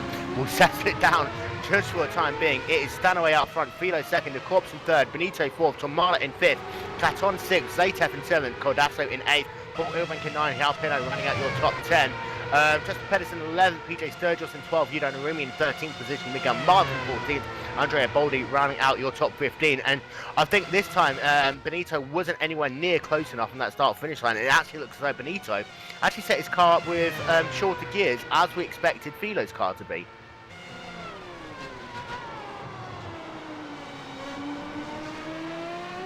And we're working our way now on lap number 35 of 69, so pretty much at the halfway point of this race now. And Jeremy, a hugely interesting couple of laps there, but key things is that the Corps surpassed Benito, Pedersen able to get himself past Yudai Narumi and PJ Stergios, with Narumi and Stergios now both suffering from wing damage. Yeah, I'm really curious to see as far as how the wing damage will affect them, or as far as the lap times they'll be running after they make pit stop and get that front wing replaced. But I've also noticed a lot of dirt being kicked up, mainly on the exit of turn 1 going into turn 2. And I almost wonder if the drivers are doing that intentionally to create a distraction for the oncomer behind them. Indeed, it always is. Every time you see dust on the racetrack, you almost kind of grip that wheel a little bit tighter. So just see that header. You see Jaakkola, Xavier Busson losing a position, Thiago Alfaro. They're both going slightly slowly on the racetrack, but Busson there losing that position, going wide in turn number 5. And these two cars are only about 2 seconds ahead of Jaakkola as they're working away into turn number 10 once again. And Jaakkola is now up into the 19th position, don't forget. Yeah, not anymore they are, because Uusi-Jaakkola, thanks to that 2 wide situation, is now right behind Xavier Bussoms here. He's a half a second away, and now we're really going to see how well that drafting 7th gear is going to work for Lexi here. Yeah, up to 190 miles an hour already, so come past the straight. In fact, it's not as fast as we've seen some of these other drivers. 197, I take that back. 198 miles an hour down into turn number 1. 190 on the apex of the corner. Really close up to the rear, and you see Alfaro goes spinning wide there, and somehow he's just able to stay out of the way of Jaakkola. But Alfaro off the racetrack, so just one car now. What a good run for Lexi. Down. He's passed. Easy. Wow. Looked like he just gave a position there. He wasn't going to fight him off, it looked to me. Yeah, he did actually just flip that throttle by the look of it. Yeah, he did slow down a little bit in turn number 3. Just allowed Jaakkola to go past him. It's the kind of Gregor Hutu syndrome there for Jaakkola. That Busson saw a faster car coming up behind him. He knew who it was. He just thought, screw it, go past. No point in even fighting you. And Jaakkola is now up into the 17th position. Don't forget, our Twitter question of the day, use hashtag IRRoadPro or get in contact with us on Facebook.com/GlacierTV. Where do you think Alexei Jaakkola will finish this race? He's currently sat in the 17th position as we are past halfway distance now. Going back to Stanaway out front, however, that gap is 4 seconds on the racetrack. Even if Philo did overfill that car a little bit and Stanaway maybe took a little bit less fuel, Stanaway's got himself enough of a gap now to try and work that strategy in his way. Baldi looking for outside move on the PJ Stergios with the damaged car, and it goes going outside into turn 4, gets on the power He'll down. have the line. Yeah, the inside into turn 5, yep. He surely can make it stick, but watch out for the lag, guys. You don't want to get the Spindel destiny here.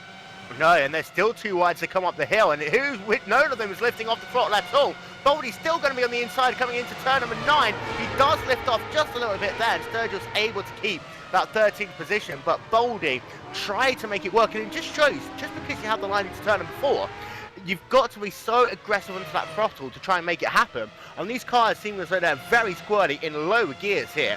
Baldi had to stay in the 14th spot, but have another run once again as they come down the front straight away to put their 37th lap in the books. He's so close, coming down into turn number 1. He'll have the inside line. That means he's going to have to work on the outside line.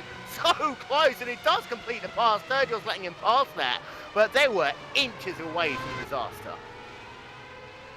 Jesper Pedersen actually just broke the top 10. He made the pass on Pino for that 10th spot, and Pino pretty much just let him by going into turn 1.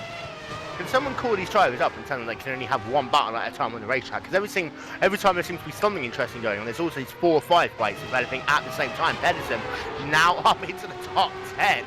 And a good drive there by the 80 car. Yeah, indeed it is, and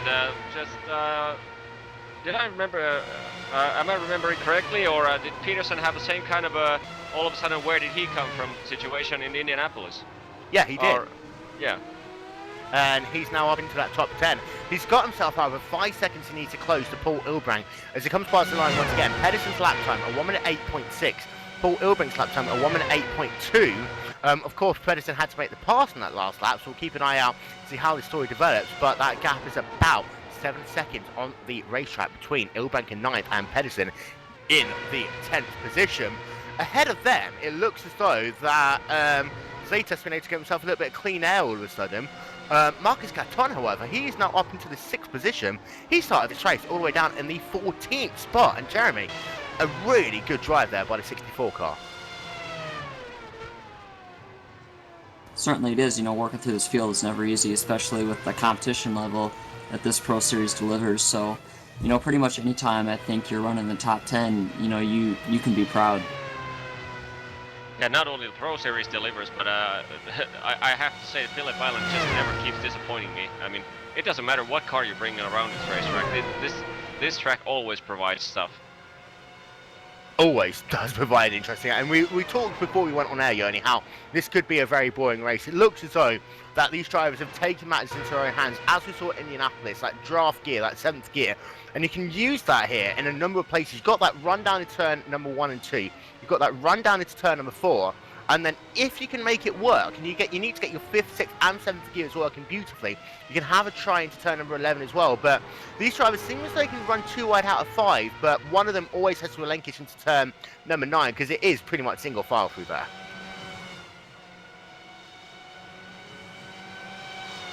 PJ Stergios under attack on the racetrack once again, and it's all kind of starting, and Ryan Turpin, I believe now, who's putting the pressure on PJ Stergios. This is the 39 and 56 cars respectively, and these cars can't fight for too long because Jaakkola is only about 7 seconds behind him on the racetrack. Miguel Martin is just outside that picture as well in what is about for the 14th, 15th, 16th positions on the racetrack.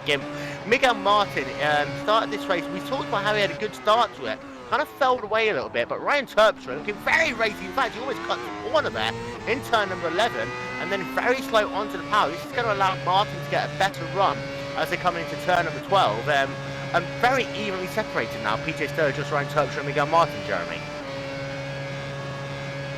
Yeah, they are. It'll be interesting to see whether any of them can make a pass here. I know the aerodynamics certainly has a lot of effect that is not enabling that to happen, but we've still seen plenty of great racing in this race so far, and I wouldn't expect anything less come to the finish. To run through your race retirees, Fabio De Carmo is out, Jason Lover out, Pierre Abrizzo out, Dave Geeling out, Emma Spindel, talked about him, he is out, Quinton Laurenti is out, Sam Cattell all out of the race. Tanner Leach, the only driver currently scored at 1 lap down. Terpstra nails it going to turn 5. It looks like PJ Stergios this time backed off and let him have it. Yeah, and Stergios has lost himself, what, 4 positions in the last 15 laps or so, and that front wing damage really does show you only how you have to have good aerodynamic as well as mechanical grip on this racetrack. Yeah, it really does, and look, it doesn't look that bad of a damage, but clearly he's struggling with the straight line speed. It almost looks like anyone who's behind him is going to get a run on him. So that 2-3 miles an hour on every straightaway does cost you dearly. And he also loses it coming onto the throttle as well. Coming out of turn number 11, I just thought he was really struggling to get that power down. And by the time he ends up in turn number 1, he's already dropped about 2 miles an hour to Terpstra ahead of him. And this is allowing Miguel Martin to really carry on closing that gap in what is now the battle for the 15th position. Miguel Martin looking very racy all of a sudden, and he's going to really try and put that pressure on. It's not quite close enough to make a move into turn number 4, but Jeremy, Stergios' stage has gone from bad to very bad. Yeah, it pretty much started out bad at the start. He, took a quick spin through that gravel trap in turns 2, but he got going again. But nevertheless, when your day starts out with a spin on lap 1, you're behind the 8 ball early, and I'm sure he's bounced back from that mentally. But at the end of this race, no matter where he finishes, he's always gonna wonder where he could have been had that not happened. Top 3 drive still Richie Stanaway. The gap is 5.2 seconds over Modgar DG Philo. David de Corps in the 3rd position. De Corps hasn't really been able to close the gap on Modgar DG Philo these previous couple of laps. Of course, De Corps was able to get past Benito eventually. Benito really has faded in the 2nd stint of this race, but De Corps' last lap time was 1 minute 8.2. Modgar DG Philo a full half of a second faster. De Corps really hasn't got much, if anything at all, to close that gap to Philo, Yoni. No, but at the same time, we saw at the beginning of the stint, I said that Philo is just going slowly. He's not anymore. He actually is matching within 0.03 of a second per lap to Richie Stanaway's pace. So both lapping sub 108 consistently. So Philo really has picked up the pace. I don't know what happened in the early stage. Maybe his tire pressures were low, so needed a good extra few laps to get him up to pressure. But now he's looking racy. And we're not that far away actually from our second round of pit stops here. These drivers, we'll have a look at Philo because he came in kind of in the middle of that stint. He came in for his first pit stop when? Around lap number 25. So we're only, 5-6 laps away from the second round of pit stops here today. And Philo's going to really have to try and figure out something so that car works better on those first 3 or 4 laps, because we've seen how good David de Corps is on cold tyres. I think that de Corps just overworked that car stuck behind Benito, and he's paying the price for it now. And something happened to PJ? On pit road. Yeah, but I think maybe he just came in early. Yeah, he just came in early. Yeah, my telemetry just screwed me for a second there. Until 5 seconds I didn't see anything from PJ, so I thought it was a DNF, so my bad. Back onto the racetrack for PJ Stergios coming on that king. Turn number 1, really kicking up some dust there. And it just shows just how scary turn number 1 is on this racetrack when you are actually approaching it from pit road. And Jeremy, Stergios, that's probably actually something he had to do because he's just losing himself barrel loads of time here on the racetrack. In fact, he's now scored a 1 lap down on the racetrack. But, on the plus side, he's got himself a new front wing. Yeah, he does, and he actually just brought up an interesting point I was thinking about, and these cars can obviously go 25 laps on fuel, as we saw that with the first pit stop, but now we're in the 25 laps to go range, so I think pretty much from now to the end of the race we can see some early stops. Marcus Caton's engine blew! Oh my god! We haven't seen an engine failure in ages in this. And it was down into, sorry to interrupt you there, but it was down into turn number 3. It just blew, and he was going full throttle. 178 miles an hour, no real stress on the car. Technically, yes, he should have been shifting from maybe 6th to 7th gear, but boom, he's out of the race. Wow. They're gonna get that on replay, as on board of him, and exactly what goes on there. So the Toyota engine on Marcus Caton is just billowing out smoke at the moment. He's bringing that car down on towards pit road now. Hopefully no one is coming in to make a pit stop, because otherwise they're going to lose a ton of time at Caton down to the 45 miles an hour. The car is still going, but just blue smoke billowing out of the rear of it, and game over there for Marcus Caton. And he was sat, don't forget, in the 6th position, And away from our screen, Jaakkola actually also up now into what will be 12th spot. But huge disappointment there, Jeremy, for Marcus Caton. Yeah, it sure is. Oh man, and Narumi just went off the track, going for the 17th spot. He had just been overtaken by Orfao for 17th, and looks like he tried to charge in a little harder and went off the track. Yeah, we'll try and get a look at that on our super slow-mo cam, because there's two key moments that happened to him. Coming out of turn number 9, the car just wiggled to the left a little bit. That put him kind of on the curb as he tried to brake, and as he braked, there's just no grip for him at all. The curbs in turn number 9 and 10, just literally, I'm sure someone just put Vaseline on them or something.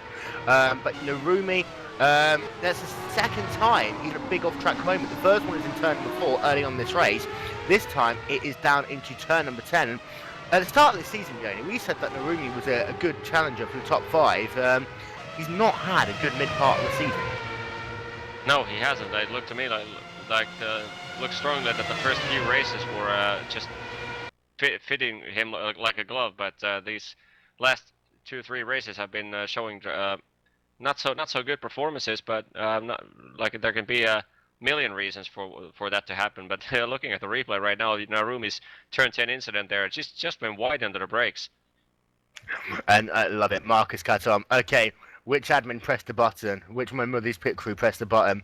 Reminds me of something of Giancarlo Fisichella and Fernando Alonso in Canada, I think back in 2005. But Caton, a huge disappointment for him.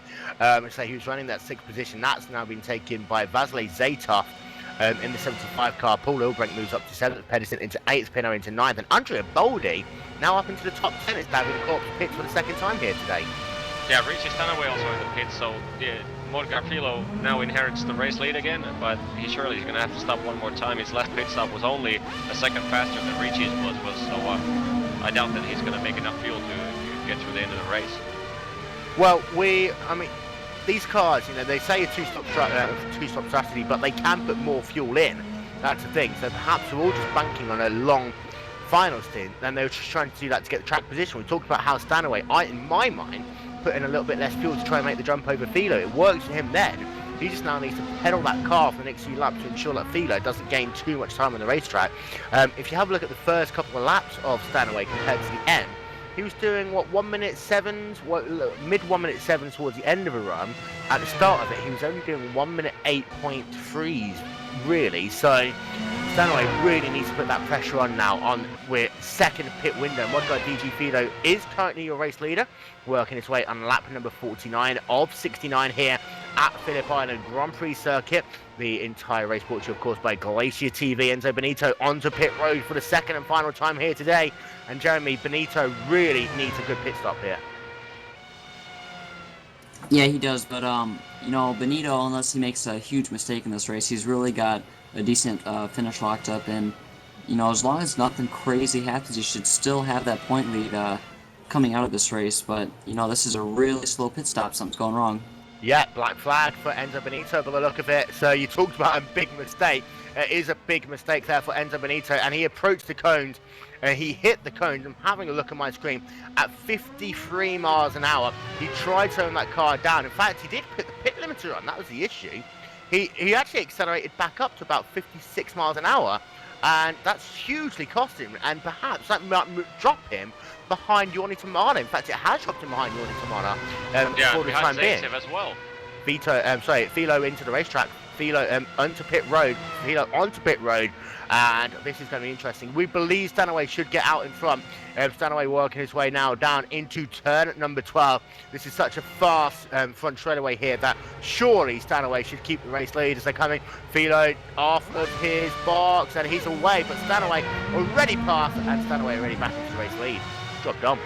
Yeah, that few first opening laps after the first round of pit stops really cost Mogarfilo the chance to fight for the win. I mean, he's strategic-wise, if he would have been able to stick his nose right behind Richie's car there during the second stint, he probably would have had this race because of the 1 or 2 extra laps that he did after Richie went into the pits. But those slow 5-6 laps really cost him the win. But still, a strong top 2 finish if he manages to keep it on track. Yeah, but for Philo, it's sort of like always surprised. Oh, you're going very wide, sorry, at turn number 10. But for Philo, it's a case of always a bridesmaid.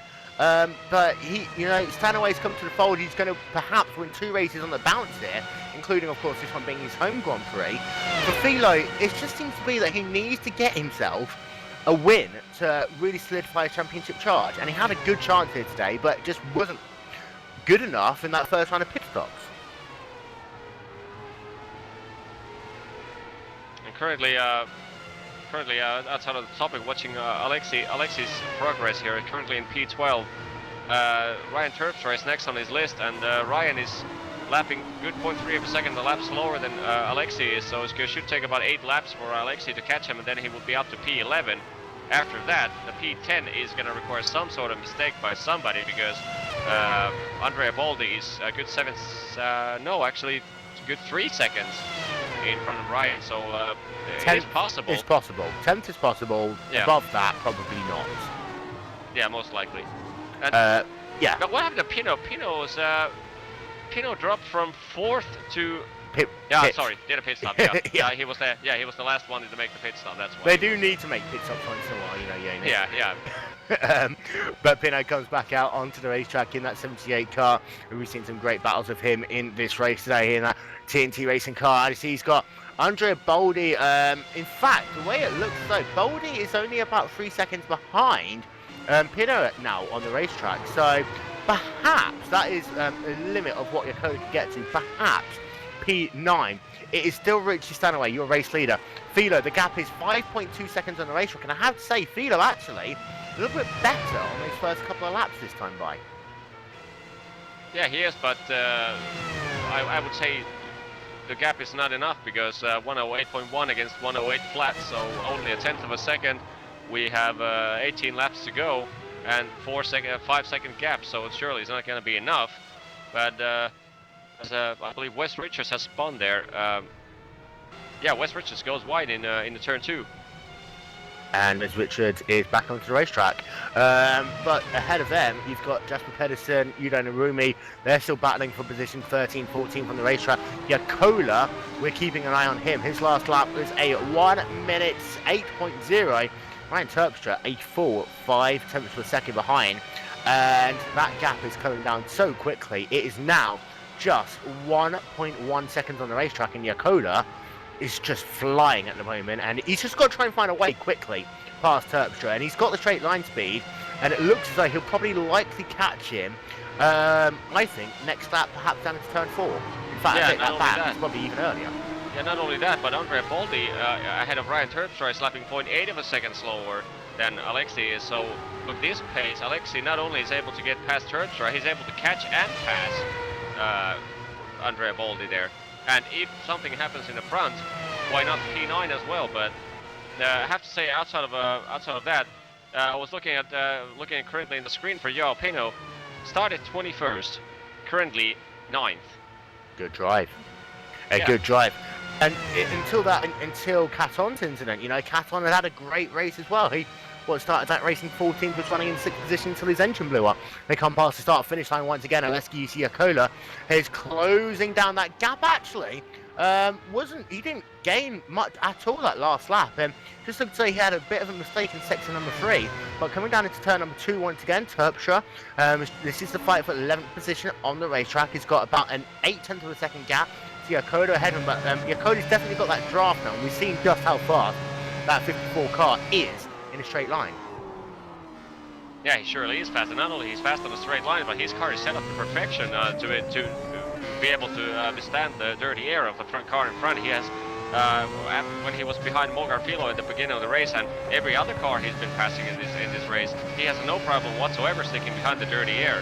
And I have to say, he's done his homework. You want to make life even easier for Jaakkola? Terpstra's actually faster than Baldi on the racetrack at the moment. So Terpstra's catching Baldi, Jaakola's catching Terpstra. This is all coming into the hands of the 54 car. And for those of you who are just joining us, wondering what happened to Jaakkola, he started this race in the 5th position, had an absolutely phenomenal start, literally bump drafting Richie Stanaway into turn number 1. Trying to make the pass on Monte DT Philo.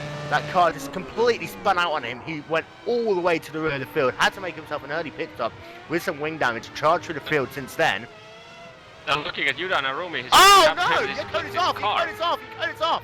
Yakota just getting it loose in turn number 2. He's going to lose the position there to Jasper Pedersen. And from nowhere, Yakota just on the exit of turn 2, that car wiggled a little bit on the centre of the corner. He caught the curb, he caught it, then put the power down. That car just went off the racetrack. Yakota is back down into the 13th position. I'm seriously gonna murder Alexi here. I was showing a Yudai Narumi replay, and as soon as I get the replay, Alexi goes to do something stupid, so... Going back to Narumi though, Luckily, he's had a I know tough where day. he is. Yeah. Narumi's had a tough day though. We can't say much more than that. And that was just that was one of those things, you catch the curb and it's a bit like Brands Hatch and Silverstone in that way, you know, you catch the curb at the wrong place, you go into the grass just a little bit too much, there's no way that car at that high speed is going to go in the right direction. And it's a bit of a design flaw there as well, having a slippery curb then with a kind of banking. I don't know if I want people to sit down there, but Narumi, a big crash there for him, and his day is now just completely ruined. Yeah, showing at the replay right now what happened to Alexi here. And yeah, he's down in turn number 2. You can have a look at it. He just caught that curb on the inside line just a little bit. Yeah, and just then, a slide. and then Slide. It slipped out a little bit. He tried to get back onto the power, but you can't really be too aggressive on the power in turn number 2 as it is. I think it was just a little bit too hard on. That car just drifted to the right, he lost a position, and he is now about a second behind Jasper Pedersen in the battle for what is now 12th position on the racetrack. And to check in with Richard Stanaway, that gap is actually closed down now. Philo is only 4.3 seconds behind him. However, we've only got ourselves about 14 laps left to go in this race, and he's got some lap traffic ahead of him, has Richard Stanaway. That is Miguel Martin in the 15th position, the last car on the lead lap. And Stanaway looks slow in that this last run, but I think he's just kind of cruising at home now. Yeah, he's not taking any additional risks. He's just keeping it, just watching the curbs on the dangerous corners, and he has a 4.3 seconds lead with just over 10 laps to go. So no problem for Richie Stanaway. Just keep his car on the track, keep it cool, and he's got the win here, and well-deserved win. But I have to say about Alexi Uusi-Jaakkola, I mean, he really had the car and the will and the desire and the start and all those pieces together to win this race, all the way from the launch. But I have to say, you can't blame him for trying. I mean, he went wide in turn 2, refused to go off the throttle, just tried to correct the car not to lose time. But he really is trying, and once you get yourself into that mode, you can't really back off, can you? Yeah, completely. You compare that to some drivers who will just give up at that point. And Yakoda still determined on the racetrack to try and get himself into the top 10. And Jeremy, Benito catching his 8th in the battle for the 5th position. Yeah, I've been watching this battle on track, and Bonito has been closing in ever so slightly. Every single lap they go past the start-finish line. I'll be really curious to see as if he can possibly make the pass to break into the top 5 after that black flag he received for speeding in the pits. And for Benito, that big moment for him on pit road. I just don't think his pit limits are engaged because he's actually going faster when he went onto pit road. So we'll try and chat with him after the race. Benito, of course, came into this race as your championship leader. He's probably not going to leave as it. We'll get an eye on the points as soon as they are published. But Benito, it just shows, Jeremy, that this series is so topsy-turvy. You can lead one race, as we saw with Spindel. He lost out to Benito and then had this incident. Benito, a bad race here today, and you really have to go for every position possible on the racetrack and not make mistakes. Yeah, you really do, and you can say, well, that these drivers are only racing for the top 25, but you got to remember that Bonito came in here with the points lead, and there's no doubt that he wants the pride, and I believe there's prize money that comes with winning this Pro Series championship. And the jacket. And the jacket, yeah, everyone wants a jacket. In fact, if anyone has got a spare jacket, I'd like it personally, please. Thank you very much.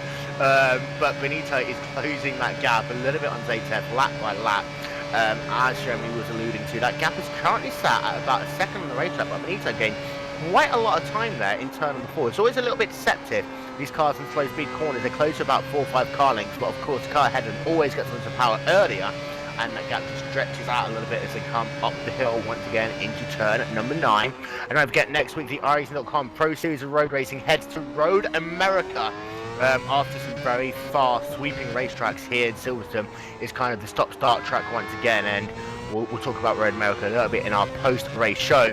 Stanaway still your race leader. The gap between himself and Fido is now under 4 seconds. David Corp sat nicely in that third position. Yuri Samada out of nowhere. He's now running in the fourth position. And Vasily Zaitov in fifth. That battle between himself and Benito is still going on the racetrack, and the gap is now down to 0.8 of a second with 11 laps to go. Paul Urbank in 7th, Hal Cadasso in the 8th position, Pino in the 9th spot, and Andre Baldi rounding out your top 10. Yeah, I can't help but watching this battle for 11th position. Ryan Terpstra, Jesper Peterson and Alexei Uusi-Jaakkola.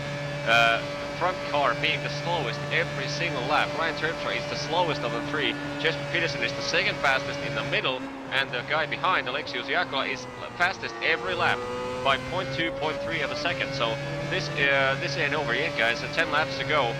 0.5 of a second to Peterson, 1 second to Terpstra. This is going to get interesting. Indeed, and Pedersen, again, Jeremy, he's got to get past them one at a time, and I think Pedersen is under pressure now from Jaakkola, so that will give Terpstra a little bit of a help in hand, so he can perhaps stretch that gap a tiny bit, but Jaakkola has got to get himself past Pedersen, in my eyes, in the next 2 laps to set himself up for a chance to close down on Terpstra. Well, the problem Pedersen is facing right now, sorry Yoni, is that he's under attack while trying to go for the 11th spot. So there's no doubt that that Uusi-Jaakkola is a distraction for him, and it's going to make it a little more difficult for him to hit his marks every lap to try and catch Ryan Terpstra. Yeah, the problem with Uusi-Jaakkola is that Pedersen's gears has also been set up for good drafting, so Alexei is drafting a guy who's drafting. So he's really struggling to catch Pedersen on the straightaways. He is catching bit by bit, but it's not as easy as it would be if Terpstra would be further away. Yeah, and you just saw that last time they came past the start-finish line. Pedersen was within about a mile an hour coming into turn number 1 of Alexei Uusi-Jaakkola, and Jaakkola relies on that straight line speed, but also that cornering ability. He can get into the power a lot earlier than these 2 drivers ahead of him, but the track, he just can't do it without running into the rear of Pedersen. He just had to get on like a half a second later, and again, it's a big wiggle for Jaakkola. Really is pushing that car. Man, I thought I have to ask you this, Yoni. I thought when Finnish drivers are way down the field and have no chance of winning, they just give up. No. No? It No. just must have been Mika Hakkinen then. I'll take it back. Yeah, that was Mika Hakkinen. But Jaakkola, that gap, the 3 drivers separated by about 1.4 seconds on the racetrack. And Andrea Baldi ahead of him pretty much is now safe for that 10th position. Alpino in 9th, got about a second gap to Cordasso ahead of him. Those 2 drivers having an interesting battle on the racetrack. Of course, they are teammates. Perhaps they're just going to try and finish at Linus third rather than risking 2 top 10 finishes. Could be. Yeah, I mean, no point in 8 laps to go teammates and 8th and 9th positions, a strong position, strong points for the Pro Series, so no point in really risking it unless you really want to go for it. I mean, the top places, sort of like personal desire or the will to go for higher positions in the Pro Series, and if you're confident that your performances are solid enough through the series to last in the mid-pack finishes, then yeah, no point in trying to risk everything. As by the way, now Peterson is as close as he's ever been to Ryan Terpstra. Indeed, as they're working away once again into the final straightaway, now onto the front straightaway, it is going to be Pedersen. We'll have a look at Terpstra's speed. He is 188, 189 miles an hour. Pedersen up to 195 miles an hour. They're not the fastest cars at the racetrack. In fact, Jaakkola that last time by was 3 miles an hour faster down into turn number 1. That field just bunched itself back up together once again. And Jaakkola really is having to hassle that car to stay with Pedersen. But I have to say right now, Terpstra, under huge pressure, is doing a good job in that 11th position. Oh, yeah! Alexei That's how lead on the close it brakes. was. They almost hit the Peterson in the rear end there. And yeah, and almost Jaakkola really is trying his absolutely hardest there. I think that's his best position actually, turn 4, because he's not getting the run into turn 1 and 2, but he seems to be able to get a good drive out of turn 2. So if he can try that, be a little bit closer, I think that's his best bet. Yeah, as long as Terpstra is right in front of Peterson, I think that's by far his best bet. And if Peterson would just get a good run enough on Terpstra to make a passing opportunity, Alexei would surely capitalize on working their way on lap number 63 now of 69. Less than 10 laps left to go in this race. It is still stand away from Fido, from Record, to Amana, from Zaytef. They're your top 5. Yakola very close as they come down into turn number 2 once again. This is as close as he has been in a long time as well. Getting a little bit wide, however, on the entry and the apex of turn number 2, running it wide on the exit of it. He won't be close enough in my eyes to make a move down into turn number 4. I said at the start of this broadcast, this is probably the easiest place to try and make a pass. These trials have really kind of like contradicted what I said. You have the inside line into turn 4. Unless you complete the pass, you're going to have to work on the outside of turn number 5. But still, 3-car pack. And Terpstra, in my eyes, really is just absolutely driving it flawlessly. Yes, he's slower, but being fast is one thing, being to pass is another. Yeah, he's just doing his thing. I mean, he's keeping his car on the road, not doing anything stupid, and still lapping 108.4. So not that slow, as Peterson got a good run into turn 10. Terpstra seems to be extremely slow compared to these guys on the back through turns 9, 10, and 11. But every time he seems to survive the main straightaway attack. And Yakola that last time by actually had another big wiggle in that 54 car, so working away into turn number 1 once again. Pedersen, close as he's been in a while. In fact, if you can get a good run through turn number 2, Terpstra goes a little bit wide. This is going to set things up now for an interesting moment. Pedersen, as close as he's been, but not looking as though he can get the good drive down into turn number 3. He won't be close enough to make the move into turn number 4. Even Pedersen's not going to be that brave to make the pass, but Terpstra going a little bit wide actually in turn number 4. It's going to be close as they come into turn 5, and perhaps now Terpstra has started to overdrive that car, and it is just perhaps a matter of time until either Pedersen and or Yakola get past him. But it just shows though that if you've got a car ahead, you can just get into that power earlier, and that's what's really saving Terpstra on these straightaways. Is down into turn number 10 one more time, and Pedersen very close this time. If you can get a good run out of him, this is now going to be his chance to try and close that gap, and it just looks like Pedersen can't get onto the power. Yeah, it looked to me like maybe he's trying to just overly aggressive to go under the brakes in the turn 10, because he seems to lose the exit because of the late dive in. Down into turn by the 1. way, Joe Pino up into 8th position, so that speculation about the battling with teammates is long gone now. Pino up into 8th, Cardoso down into 9th. So the 2 hours switching it around on the racetrack. Pedasso is now in the 8th position. We've got ourselves 5 laps left to go. This is by far the most interesting battle we have on the racetrack. This is between Ryan Terpstra in the 56 car, Jesper Pedersen in the 80, and Uusi-Jaakkola in the 54 machine. They have been like this for the last 5 or 6 laps now. Pedersen is close as he's ever been. Jaakkola actually hasn't been this close recently. Perhaps he's been overdriving that car a little bit, has to get out the throttle a little bit earlier on just to keep those tyres working to the end of this race. And one of the things as well, you know, these drivers did a very early... Pedersen! Almost a contact there, almost. I'm having a look to see if there's any damage. There is no damage to that wing, but Pedersen... That gave a good run on Alexi now. Good run on Alexi. Only 0.3 of a second as they come through this last corner here. And Alexi is as close as he's ever been to the rear of Jesper Pedersen. But again, Jesper getting the good draft out of Ryan's car, and doesn't look to me like... No.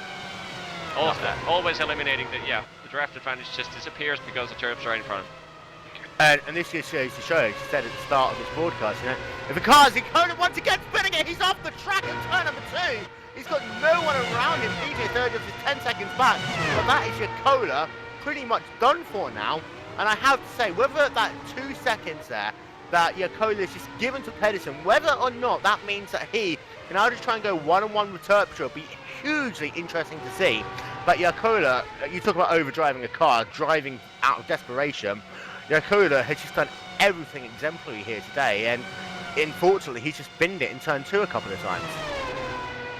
Yeah, and Alexi is one of those guys who I personally know this guy pretty well. I've been on the TeamSpeak with him for ages, and watching him race a ton of races and practices, and even in the practice session, this guy always drives 100% in motion. I mean, even even up to the fact that he requests people to keep talking if he's on a hot lap on a practice session, and he does good when somebody's speaking on TeamSpeak. He just says keep speaking, because every time somebody speaks, I'm doing better. Somebody falls into silence and he loses half a second and he's pissed. So this guy always brings it to the table. Sorry, Yoni, but that was a really close call between Pedersen and Terpstra right there. And they're carrying it on, this ding-dong battle on the racetrack. And Terpstra really looking as though he hasn't got the speed in the slow corners, but it's just a little bit better getting onto the throttle as Pedersen. I think that is Pedersen's biggest weakness, that he can't get onto the power here. They got themselves 2 cars ahead of him. This is really going to make things interesting in the last couple of laps. That is Andrea Baldi, who's fallen back into the clutches of these two. Al Cordasso and the Alpino. They've all kind of slowed down these last couple of laps, and all of a sudden, we've got ourselves perhaps a 5-way battle to the flag. Yeah, very slow lap times. Cardoso did a 109.1, 108.5 for Baldi. Meanwhile, the guys, Terpstra, Peterson, both did a 108.2. So, yeah, these guys are catching up slowly. And Baldi's last lap, 109.7, 109.6 for Cardoso. And I don't know, there was a 2-wide incident, 2-wide situation with these two going into the turn 4. Meanwhile, the white flag's in hand for Richie Stanaway. 1 more lap left to go for him. Stanaway has been absolutely dominant since that first round of pit stop. The gap is only 2.1 seconds. And 2 wide into turn 4 there for P9. Baldi versus Cardoso. Baldi looks like he's going to get it both. He's going to get it. That's a beautiful pass there by Andrea Baldi. He's just got to get that car now working up the hill. Of course, Cordasso's still going to have a good run as they come into turn number 10. Will Cordasso try and make the pass back at him as they come down the hill? And it's not looking as though he's going to be close enough. Cordasso's going to have to settle for the time being for the 10th position, but Pedersen has actually got past Terpstra. Pedersen passed Terpstra, and as this is all going on in the racetrack, Pedersen is now close enough to Cordasso, perhaps try and make a move on this last lap of the race. Stanaway, meanwhile, has got himself just a couple of corners left to go, and he's in fact now down into turn number 11 for the final time. Richie Stanaway is going to win his home Grand Prix in the iRacing.com Pro Series of Road Racing. He won last week at Silverstone. He wins once again here, and Stanaway wins, but he's still going on behind him. This is a battle for 8th, 9th, 10th, 11th positions on the racetrack, and Pedersen has just got himself a couple more tries to try and get himself into the top 10 now. He's got Hal Cordasso so close. He's going to look down into turn number 4. He's going to make a move, and he's going to make it stick there. Beautiful pass. He just needs to make sure now, like Cordasso doesn't do the undercut. Pedersen on the last lap of the race. Uusi-Jaakkola is close on Terpstra as well. Yeah, and it's going to be 3 cars battling for position to the start-finish line. This is reminiscent of Silverstone 1 week ago, but it's now Andrea Baldi up into 9th position, Pedersen up into 10th. Terpstra is running in the 12th position. Iaccola's making a move. They touch, and Iaaccola goes off once again. He's got to try and get that car pointing in the right direction, but it's going to be Ryan Terpstra in a little bit of a block there. Iaaccola had to go off the racetrack there. They're going to come past as they were, but Hal Pino is going to come home in the 8th position. Baldi in 9th. Pedersen comes home in the top 10. Hal Cordasso in 11th. Ryan Terpstra with a bent rear wing in 12th, and Iaaccola has to settle for the 13th position. And Phillip Island boring race? Yeah, sure. Derp. Oh my, that's the second race in a row. We've had an absolutely phenomenal last lap of the race. I'm just trying to have a look to see what happened with Iaaccola. We'll go through the incident a little bit more on our post-race show. It just looked as though Terpstra, with the car ahead of him, was having to get out throttle a little bit more than he would do normally down into turn number 9. Iaaccola really closed down and actually just kind of clipped the rear wing, the right rear part of the end plate of Terpstra. I take it back, there's nothing really that Terpstra did wrong at all, and that cost Iaaccola. That's the second time he had a bent wing in this race, but huge congratulations to Richie Stanaway winning in his home Grand Prix. Indeed, and yeah, pretty much flawless run, like a sort of an effortless run. I mean, he was second in before the first round of pit stops, took the lead in the pit stops, and basically just did the usual F1 2000s in the 21st century move, that just pass in the pits and drive a boring race, but still flawless run for Richie. And of course, we say home Grand Prix, there isn't a race in New Zealand. We know this is in Australia. We know that Stanaway is a New Zealand driver, but it's just close enough to a home Grand Prix, so no one could call it. To run through your final race results, however, Richie Stanaway in the 72 car, a gap of 2.3 seconds over Modgar DG Fulo for the race victory. David Korps in third. Yoni Tamala in the fourth position. Vasile Zaitov in fifth. Enzo Benito in sixth. Paul Ilbrank seventh. Hal Pino in eighth. Andrea Baldi ninth. Jesper Pedersen rounding out your top 10. Hal Cordasso in 11th. Ryan Terpstra able to keep hold of that 12th position ahead of Oleski Uusi-Jaakkola. PJ Stergios the first of the cars, one lap down in 14th. Mega Martin 15th. Xavier Busomson 16th. Chega O'Farrell 17th. Ken Leash in 18th. Whereas Richards in 19th, Yudai Narumi rounding out your top 20. Narumi, of course, the first retirees, as was Marcus Caton, Simon Cattell, Christian Laurent, Emil Spindel, Dave Geeling, Pierre Brizzo, Jason Lover, and Fabio De Carmo. Very quickly, before we talk to Richie, Marcus Caton, first real engine failure we've seen all season long, down into turn number 3. What happened? I have no idea, honestly. I need to talk to some Toyota engineers to find out from the data, but it was a little weird, unexpected, just running my laps, and it just went. Was there any moment before where you think you might have got a bit of damage to the engine? Was there any telltale signs, losing any speed or anything at all? None at all. I mean, we're at Phillip Island, right near the sea, so the engine cooling shouldn't be a problem. So it's just a little weird, and as you said, first of the season, so hopefully I just got a fluke engine, it'll never happen again. Until that, however, I mean, you start this race kind of well down the field. I say well down the field in 14th position. You're working your way in the 6th spot. Up until that point, it was a good race for you. Fantastic race, yes. The first lap was really good, made a few passes, and I was keeping up the pace in the first stint. It was pretty straightforward. After the pit stop, I was just running laps and everything.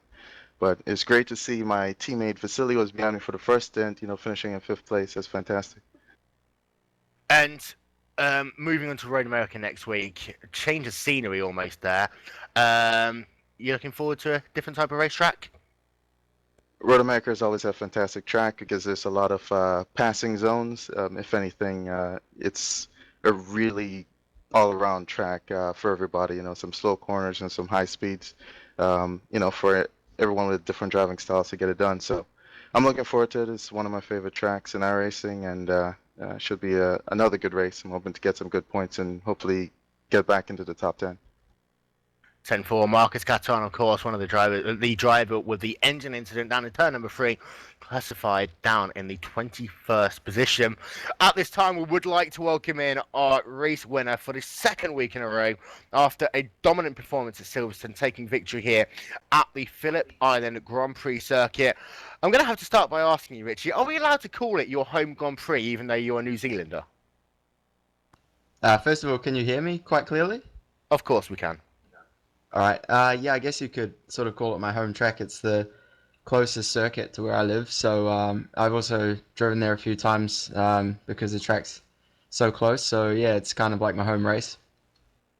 And you started this race in 2nd position. I mean, having a look, first of all, to qualifying, the gap between yourself and Modgar DG Philo was what? 8 1,000ths of a second? Could you have done anything more in qualifying at all? Yeah, it was really close. To be honest, I was pretty happy with my lap. Of course, it's still 1 or 2 tenths slower than my personal best, but it's extremely difficult to drive really close to your personal best lap under the pressure of the 1-lap qualifying system. So I was pretty happy with my lap. Of course, it wasn't perfect, but it was quite incredible how close it was within the top 5. So I was pretty happy with qualifying, to be honest. And the race start itself, I mean, it was just absolute chaos down there. You tried to make the move on the outside of turn number 1, and I almost think that you're getting a bit of a bump draft there by Jaakkola, but could you have done anything better at the start, or was it just a case of, Philo just ended up having the right line into turn 2? I was a little bit conservative on the entry to turn 2 because I don't have a very big field of view with my monitor, so I couldn't really see where Mogar was on the right side of me. So I sort of, I didn't want to dive really late into the corner in case he was on the outside, which he was. So in the end, I think it was quite a good decision, the speed that I took into the corner, because if I had have gone in too hard, then we probably would have crashed. So yeah, I mean, probably the thing I would have done differently was he covered quite well into the hairpin, but I should have just consolidated the second place instead of trying to brake really late and get a bit held on the outside, and then Oleski got through on the inside. So under normal circumstances, if they didn't touch a few laps later, I probably would have, been stuck back in third. But yeah, apart from that, it was not a bad opening lap, apart from the losing the position to third place in the hairpin. Hey Richie, congrats on the win. I got a question for you. How much did beating Phil Ho out of the pits influence your ability to drive away and take the victory? Oh, I think it had absolutely everything to do with the result today. I think if we were on a similar strategy, it would have been nearly impossible to get into the lead and win the race. So basically, I was quite surprised at how long he planned to run in the second stint. So I came in, I had a really good pit entry, so I got right onto his gearbox on the pit lane speed limit line, and then I was really, really late into my pit box. I had all four wheels locked. I went really late into the box. I think if I was 1 millimeter further forward, it would have said that I was too far forward. So I was just on the limit, and that also helped a lot because I was already quite far forward when I was stopped. And then obviously taking less fuel as well, and getting out for the whole middle stint with clear air was what I needed in order to win the race, because I needed to make up for Mogar's light refueling for the third stint. So I needed to make sure I had about a 3 or a 4 second lead, obviously going into the third stint. So yeah, the getting in the lead after the first pit stop was extremely important, and definitely what gave me the win today. And we talk about the C word. Sorry, Yoni, I'm going to talk about the C word. You are just 1 point behind Enzo Benito in the championship picture. You're equal with points now with Modguard DG Philo into the second half of the season to Road America, a very different track to what we've had these last couple of weeks. Many people say Silverstone and Phillip Island are very similar. Can you get the job done and make it 3 in a row at Road America? We'll have to see. You can never be quite sure how your pace is, but Team Redline have been absolutely excellent in helping me, give me brilliant setups at all the tracks so far. So yeah, we'll try our best to try put together some good setups for Road America, and also I'll try and practice a lot to get a good feeling for the circuit. But to be honest, heading into Phillip Island this weekend, I was not feeling really confident at all. So to come away with the win is, fantastic. So yeah, we'll just have to see how it goes next week. Yeah, I wanted to ask about that pit entry when you at the first round of pit stops when you were behind Philo coming into that narrow pit entry road. Were you anyhow concerned about the close distance? I mean, we saw in the warm up that Alexei tried to do the pit stop and someone was in front of him. He did a maximum pit entry, the guy in front didn't, and they ended up touching and spinning. So were you concerned at all? Yeah, there was a few. Yeah, probably about half a second where I was a little bit worried that I might have overshot and touched, but luckily it was just close enough where I stopped the car down to 72 kilometers per hour right on the line, just as he had gone through the line as well. So it was right on the limit. If I had have had a brief lapse in concentration and just hold the throttle open for another half a second, it probably would have been a complete disaster. But normally I'm quite conservative when it comes to pit entries and things like that, but under this circumstance I just gave maximum attack, and that's what gave me the win today. So I'm quite glad that I did it. Well, congratulations, 2 in a row. I know the fans love you. In fact, if you carry on winning, I'm going to have to get rid of my Gronkowski shirt and put a Stanaway one instead. Richie Stanaway, race winner here at Phillip Island. And we're going to come back to Modguard DG Philo in a couple of moments' time. However, in my eyes, sheer determination driver of the race award has to go to Mr. Uusi-Jaakkola. Started this race in 5th, great start. Then it all went wrong. Then you drove for the field. Then you had a moment in turn 2. Then you tried gaining some more positions. Then you had another moment in turn 2. How was your race? Well, it was a race. I got a pretty good start and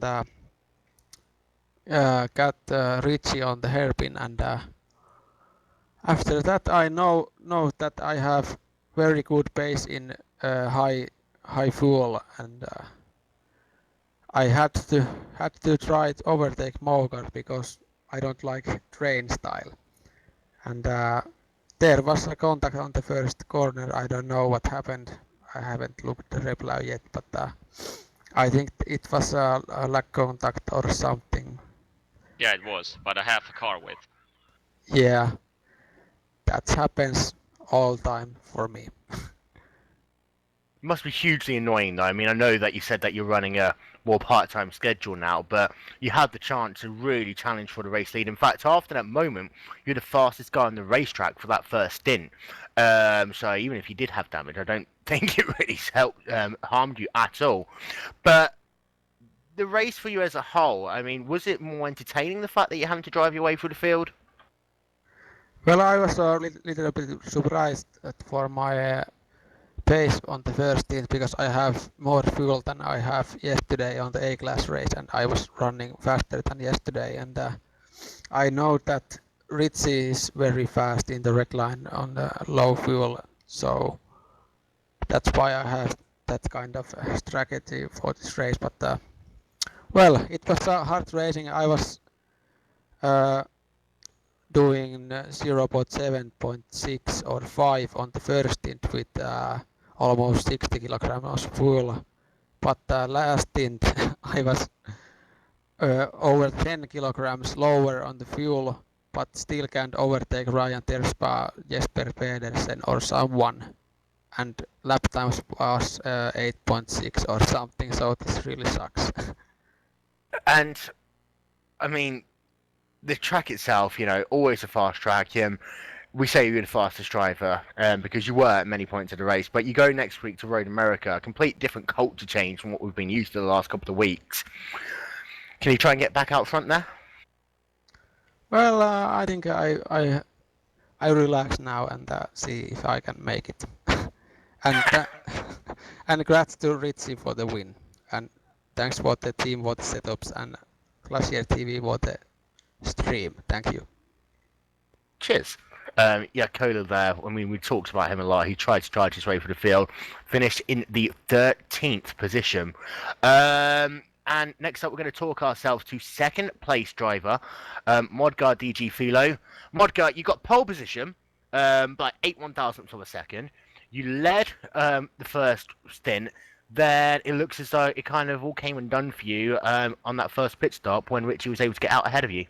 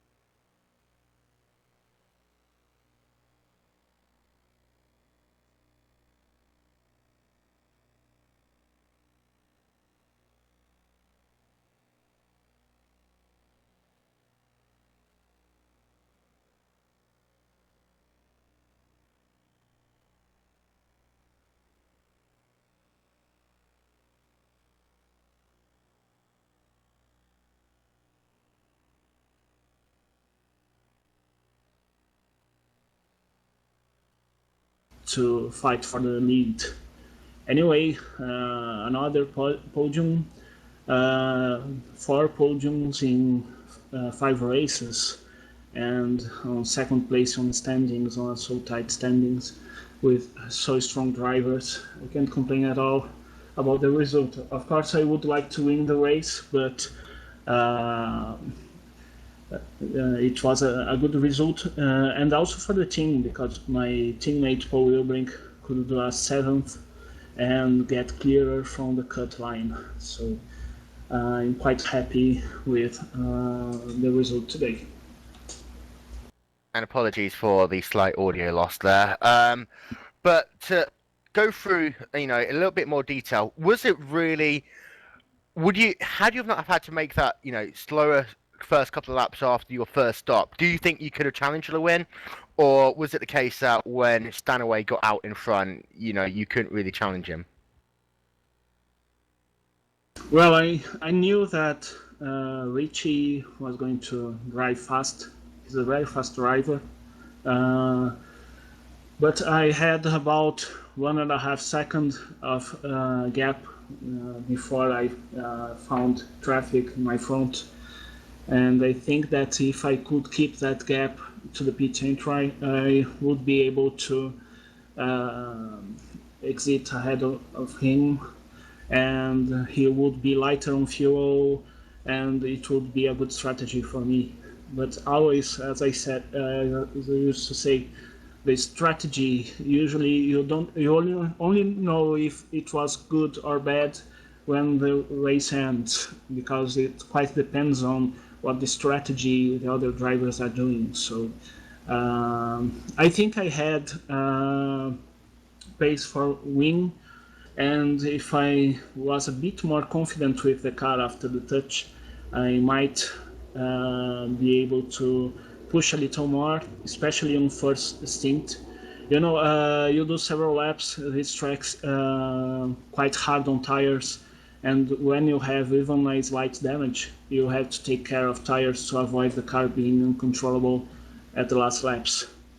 But fortunately, the car was still behaving well, maybe 1/10 slower or a bit less than this. So I think I could challenge more the Richie's position, but race conditions, we can't speak too much about possibilities. A lot of different things could happen. So the results that I'm in second position with an excellent position on standings, and very happy to be ahead of so fast drivers. I think that the strength of the drivers on this series makes any top 5 result special. And we talked about championship last week. Championship out front is so close. 3 drivers out front, separated by just 1 point. Going to Road America, can you take championship lead? Well, I'll try to do so. Road America is a track that I like very much. And I think that we might have more opportunity for fighting for positions there. We will have to be careful because Richie is on a winning streak, so he will probably be confident for that race, and he's a very good driver. If I want to fight for the championship, I really have to keep an eye on Richie and Enzo and try as much as possible to finish ahead of them, because the points are so close that any missed spot may define who will be the champion, who will be third or fourth. Thank you very much. Modgar DG Philo finishing second here at Phillip Island. Got time for a couple more interviews. First of all, Paul Ilbrank in the 74 car. Paul, good race. Yeah, finally. It's about time, I would say. Go on, you talk. Yeah, it's after I wasn't so happy with my first 3 races, especially not with Indianapolis where I had a DNF, but everything went well today, so I'm really happy. And you didn't start the race in the top 10. You started it in 16. You've managed to finish in the 7th position.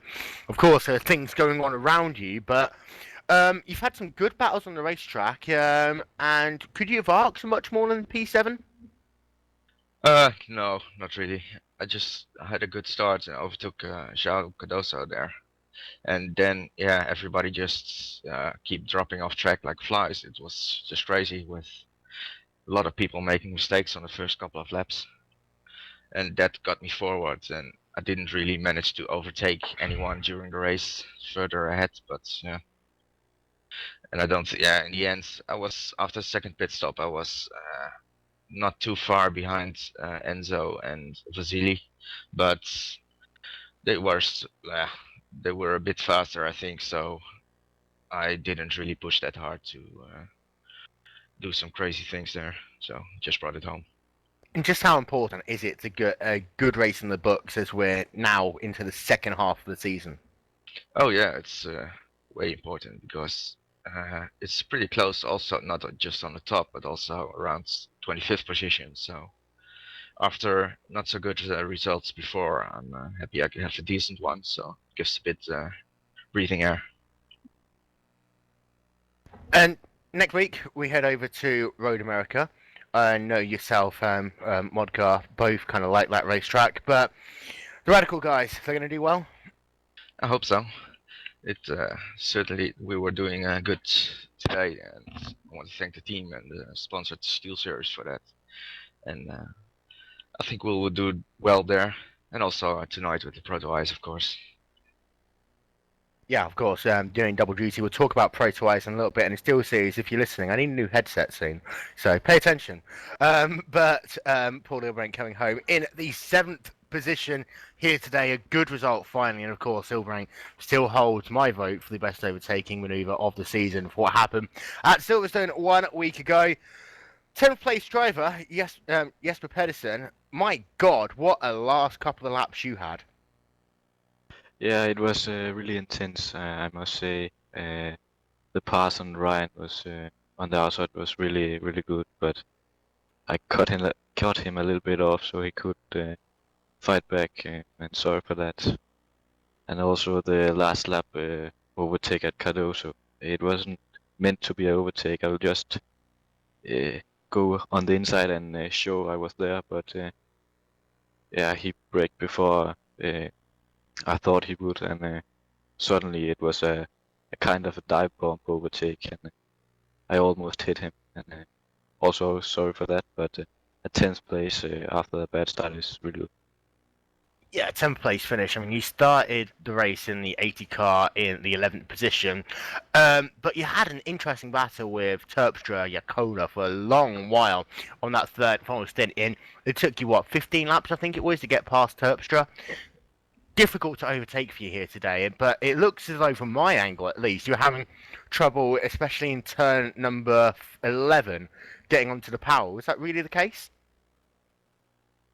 Yeah, I got a speeding in pits, so I had to wait 18 seconds, and I come out from the pits behind Alexi and Ryan, and Alexi made a mistake, and then I was suddenly in the middle of the two, and yeah, getting on the power in turn 11 was really hard behind Ryan, and Alexi was really fast behind, and yeah, it was just try to get as close as Ryan, and also yeah, look behind, because Alexi was there all the time to take the position if I made a mistake.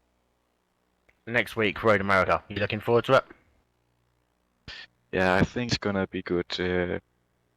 Last season was okay. I got a podium finish, so I really hope I can get a good result next week and not drive off in turn 1.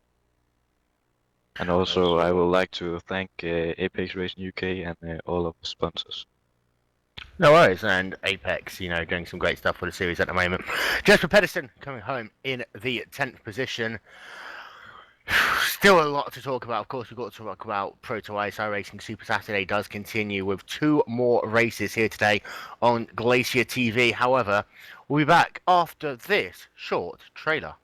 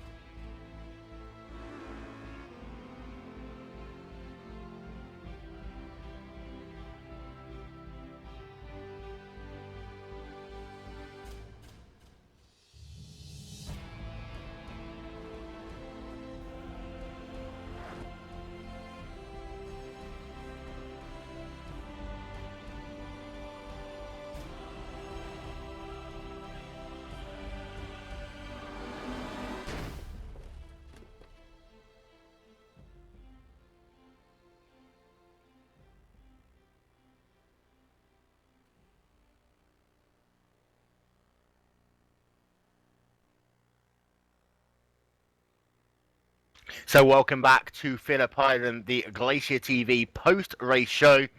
We'll talk a little bit more about Proto Ice into its second half of the season in just a couple of moments. But Jeremy, I'm going to bring you in at this time. We talked before the start of this race about how this could well just be another boring Formula One race where there'll be no passing at all. We've just been completely proven wrong.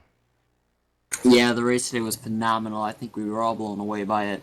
The passing was amazing. The five-way battle at the end was just incredible. And I think we'll be in for another great show at Road America next week. There's a lot of hard-braking points there, and that'll create a lot of passing opportunities for these drivers. And Yoni, we go from here, Phillip Island, Silverstone 2 weeks ago, tracks which really do require a lot of aerodynamic grip and very fast-flowing racetracks, to Road America, which is a lot more of the traditional kind of American stop-start racetrack. Yeah, it is, but it has such a long straightaways that you really can get the drafted to your advantage if you know how to do it right. And there are also like several places where you can really throw the car out into the wall with the slightest mistake. But yeah, I don't quite think, even with the nature of the track Road America is, I don't think it's going to be able to match this race. But I don't think it's going to be a boring one either. Big passing zones are, the potential for Road America. Down into turn number 3, you've got that big passing zone. You've got Canada corner, of course. In fact, I've seen drivers try and make it the corner before the carousel. Last corner, big passing zone. Turn number 1, you can do it, but my God, you've got to be brave to go down the inside there. Same with turn 2. Moving our attention away from the Pro Series very quickly, having a quick preview of the Glacier TV Proto Ice $1,000 Cup into its second half of the season now. And Yoni, we start with Road Atlanta. Yeah, first one of not so many pit stalls. First one in the season with only like 40 plus pit stalls, and one of the trickiest, I would say, overall in the schedule. 1 or 2 good passing opportunities for the HBD car, but it's going to be. I don't think the Heat 1 is probably going to be another, like a repetition of what we used to see in Road Atlanta races, but the Heat 2 is going to be. I don't even want to guess what's going to happen in turn 1 and the chicane breakings.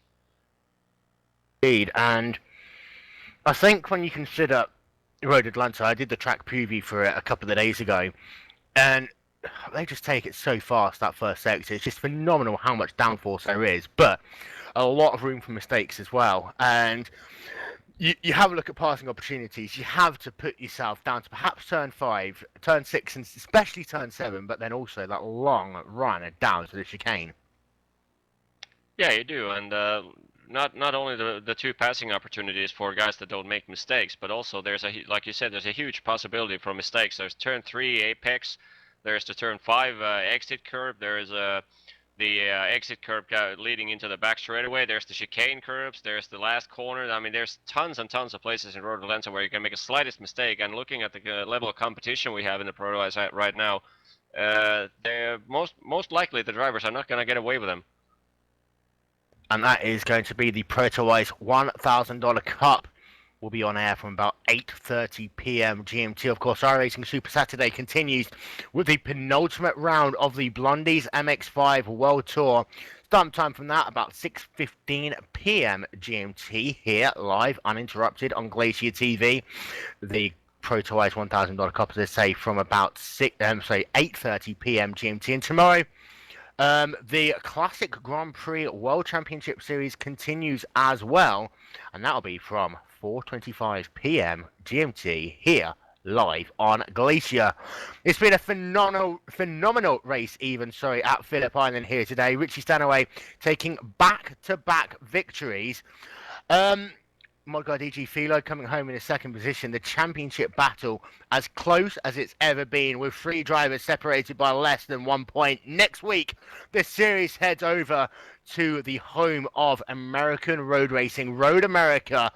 Truly going to be a fabulous race. And myself, from Jeremy Lakoska, from Yoni Beckman, and everyone here at Glacier TV, we'll see you next week.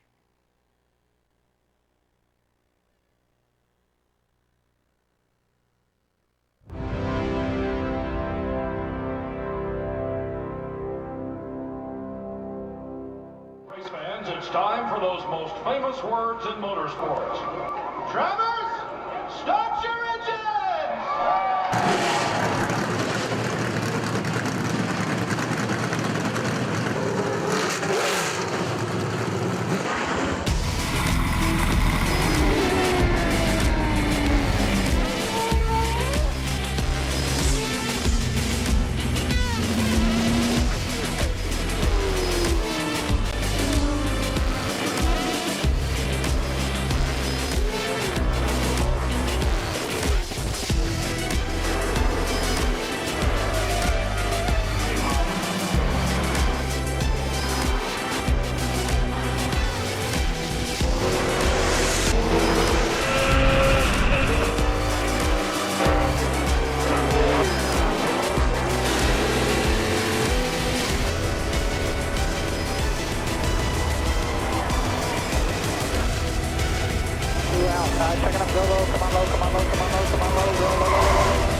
Michael Conti comes up at a corner number 4 to the checkered flag. He wins his first NASCAR iRacing.